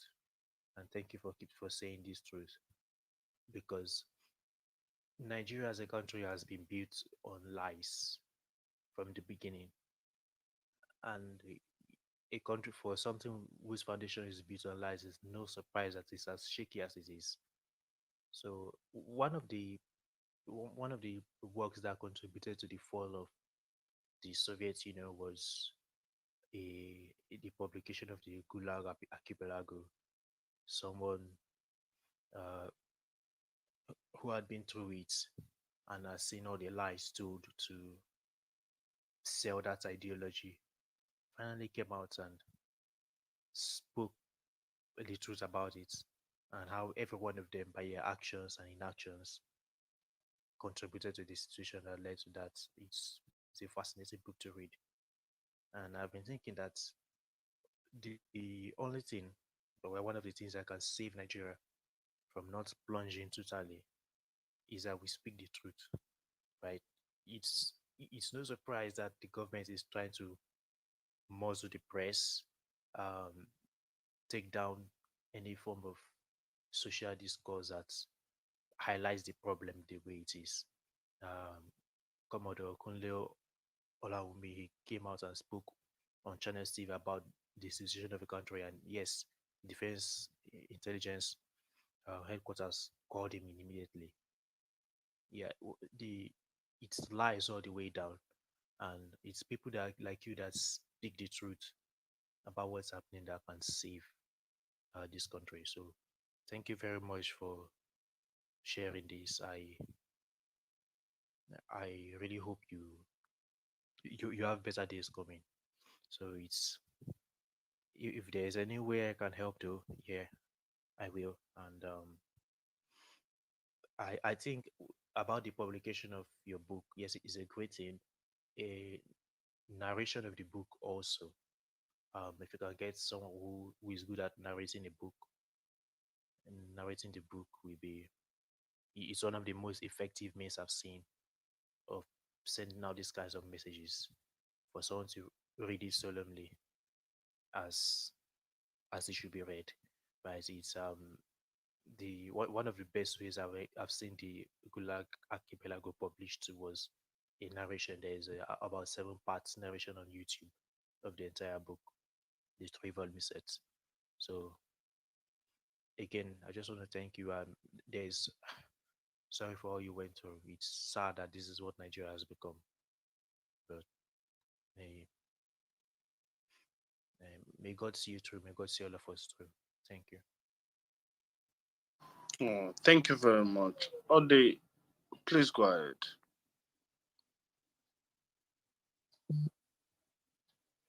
Ode, please go ahead. I can't hear you well. Okay, Ode, I can't hear you well. You might need to step out of the room for a minute and come back. You might need to step out of the room, come back, and maybe your network would allow. Chere, you go next, but after you, Ode will go immediately. Thank you. Please go ahead. Chere, please increase your audibility. Okay, can you guys hear me now? Absolutely. Okay. So first off, I want to say thank you to the moderators and a very big thank you to Emmanuel. Um, I came into the room when he was talking about when he lied down on the almost naked on the road. But prior to this time, I already read about his story. As a matter of fact, I read the story on Twitter a few hours after I tweeted it, and those moments, that very day in April, it was very emotional for me, reading this experience, and especially where somebody had to fight with people that are harmed just because of you want to um you just want to live your life. You just want to get out the hand of kidnappers. And as I was reading, I was crying. The more I read, the more I cried. And as a man, one of the ways I express my emotions is crying. So sometimes when I laugh very hard, I cry. Sometimes when I'm happy and I'm smiling, before you know, I was staring and reading the whole thing. So until today, hearing him speak, hearing his voice, sharing his experience, putting flesh and blood to all of it, and it was so deep. And the same thoughts that came to me the first time I read the story on Twitter was, what about many other persons that didn't make it? What about people that were not lucky? What about the ones that maybe they tried to get into a fight and they didn't, they were not able to survive that fight?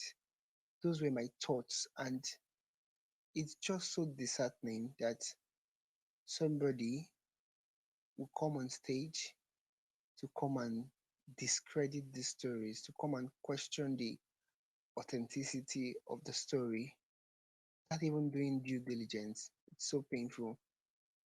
And also, I want to thank you, Emmanuel, for sharing your story. And because I believe that stories matters, every story matters, because in sharing them, um,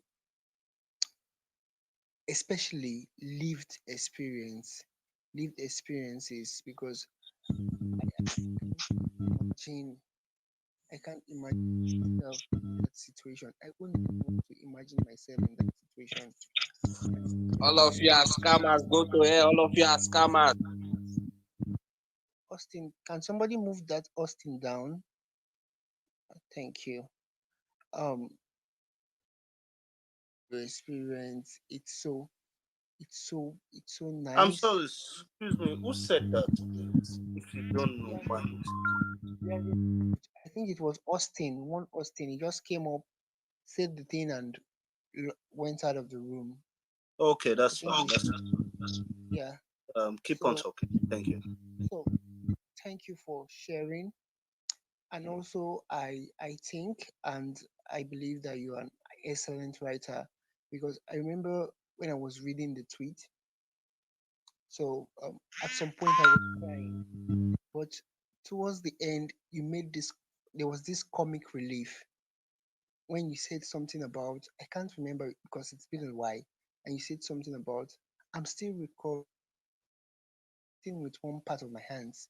So and I think I just got hope because you didn't make in your tweet, you didn't make it look like an hopeless situation even from the beginning. And I like that about you, that even in the face of even in the face of great adversity, even in the face of difficult challenges, even in the face of great security failure. You even said it now when you said, I still believe in Nigeria. I still believe that Nigeria will get better. I still believe that all the tribes are good.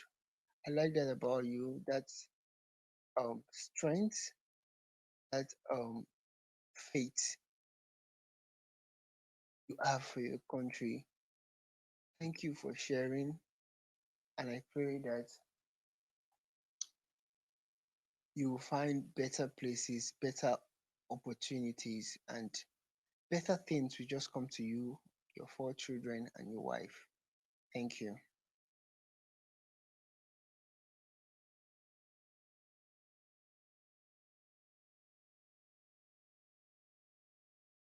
All right, thank you very much, guys. The next person is Ode. Ode, please go ahead. Thank you very much. Can you hear me now? Yes, absolutely. Thank you. Okay, perfect. Thanks for this opportunity and thanks to Emmanuel for sharing your story. I think we're in a time where we need to share our stories and for us to learn from each other. Like you mentioned, Emmanuel, the essence of you telling this is for us to know these things happen. But beyond that, I see it as an opportunity to share experience. We are all in a society where the insecurity has gone down the drain, and to be helpful for all of us. In my while I was listening to all the conversations and all the feedback that's coming in, I'm thinking here, right, because I work in the civil society space. I've not really gotten a good grasp of what happened, but I know like a summary of all of this. But I don't know if I want to ask you this question or if I want to suggest that while writing your book, two key things for me will be how did you manage the situation based on your mental health. I think it's key in this time and age for young people and generally young people how we address and how we manage issues that affect us mentally. We've seen in recent times the situation of depression and all of that. So in that situation, how were you? I heard somebody ask you a question, how was your wife able to take this? But personally for you, I'm thinking, how were you able to manage this whole situation? What would be the learning experience that you want to share for every one of us in this room? So we can able when we get into such situation, we don't pray we find ourselves in those situation. But sadly, for the context we are in Nigeria, it feels like this insecurity is coming to everybody's door somehow, somewhere, a friend or a family or a relative and all of that. But what would you advise in managing that situation as it concerns our mental health in that capacity? Secondly, the other experience sharing, which I think you should also put out there, is what would be the suggestions you have for, I'm particular about young people because of the space I work in. So what would be the suggestions you have for young people in terms of security, in terms of taking their security personal? So people probably just drive out at every point in time, morning, afternoon, night. These things happen at everywhere in this day and age. So what would be that experience from what's happened to you as you narrated while driving? What are those security tips you think you want to give each and every one of us? I know the security architecture, as being said in Nigeria, has collapsed, but now we have to take this personal as individuals. So your experience sharing is very important and prompt, right on time. I want to commend you for this opportunity to also listen to what you have to say. I wish you well, and I pray the Lord keeps you and your family. Thank you very much. Okay, thank you very much for your share, your contribution, and your question. I really appreciate that. Going with your first question, I think yeah, it will be um, rightly imprinted in the book by God's grace when it comes out. But just to also just help, like you were like, what are those things now that one takes into consideration at this point in time? I said it clearly even in the interview that nothing matters to me right now in my present situation than my family. As a matter of fact, I remembered very well that even when they pointed the gun right in front of me, I didn't even remember whether my car was still parked outside. The thought of the fact that I just spent huge money renting an apartment uh, didn't even come to my mind. The two major pictures that flew in my mind were just my wife and my four children. That for me was just the only thing I knew I would miss. And I am forever grateful that I have this opportunity again to always spend time with them. Seriously, I must tell you, after that incident, every day when they wake up to come greet me, I look at them with a new face, with a new, there's this new look as if I'm just seeing them for the first time. I hug my little boy with some sense of passion that even him cannot understand.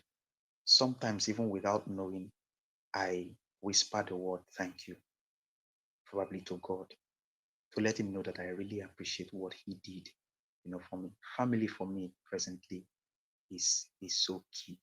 Everything I am, I want to impact upon my nearest kin, my nearest relative, because these are the people that tick now for me. Then with respect to the issue of on ground and how young people can find a way to go through it with some level of consciousness. First, I would say, because these are from experiences. First, I would say don't take any learning process for granted. Don't take any learning process for granted, and that I will explain with regard to the fact that I know and I have come to appreciate now that my going over to Kano State to serve was not a waste. I could remember clearly at the time that a lot of people advised me, to work on what they call this whether it's relocation or redeployment. A lot of people clamored it because I schooled in Uniport, and I've always been in the South. People were asking, what am I going to the North to do? And even when they offered me the opportunity to freely, even without money, that they could do it for me, I said no, that I want to go over, to the North to study the way of the Northern. And that paid out for me.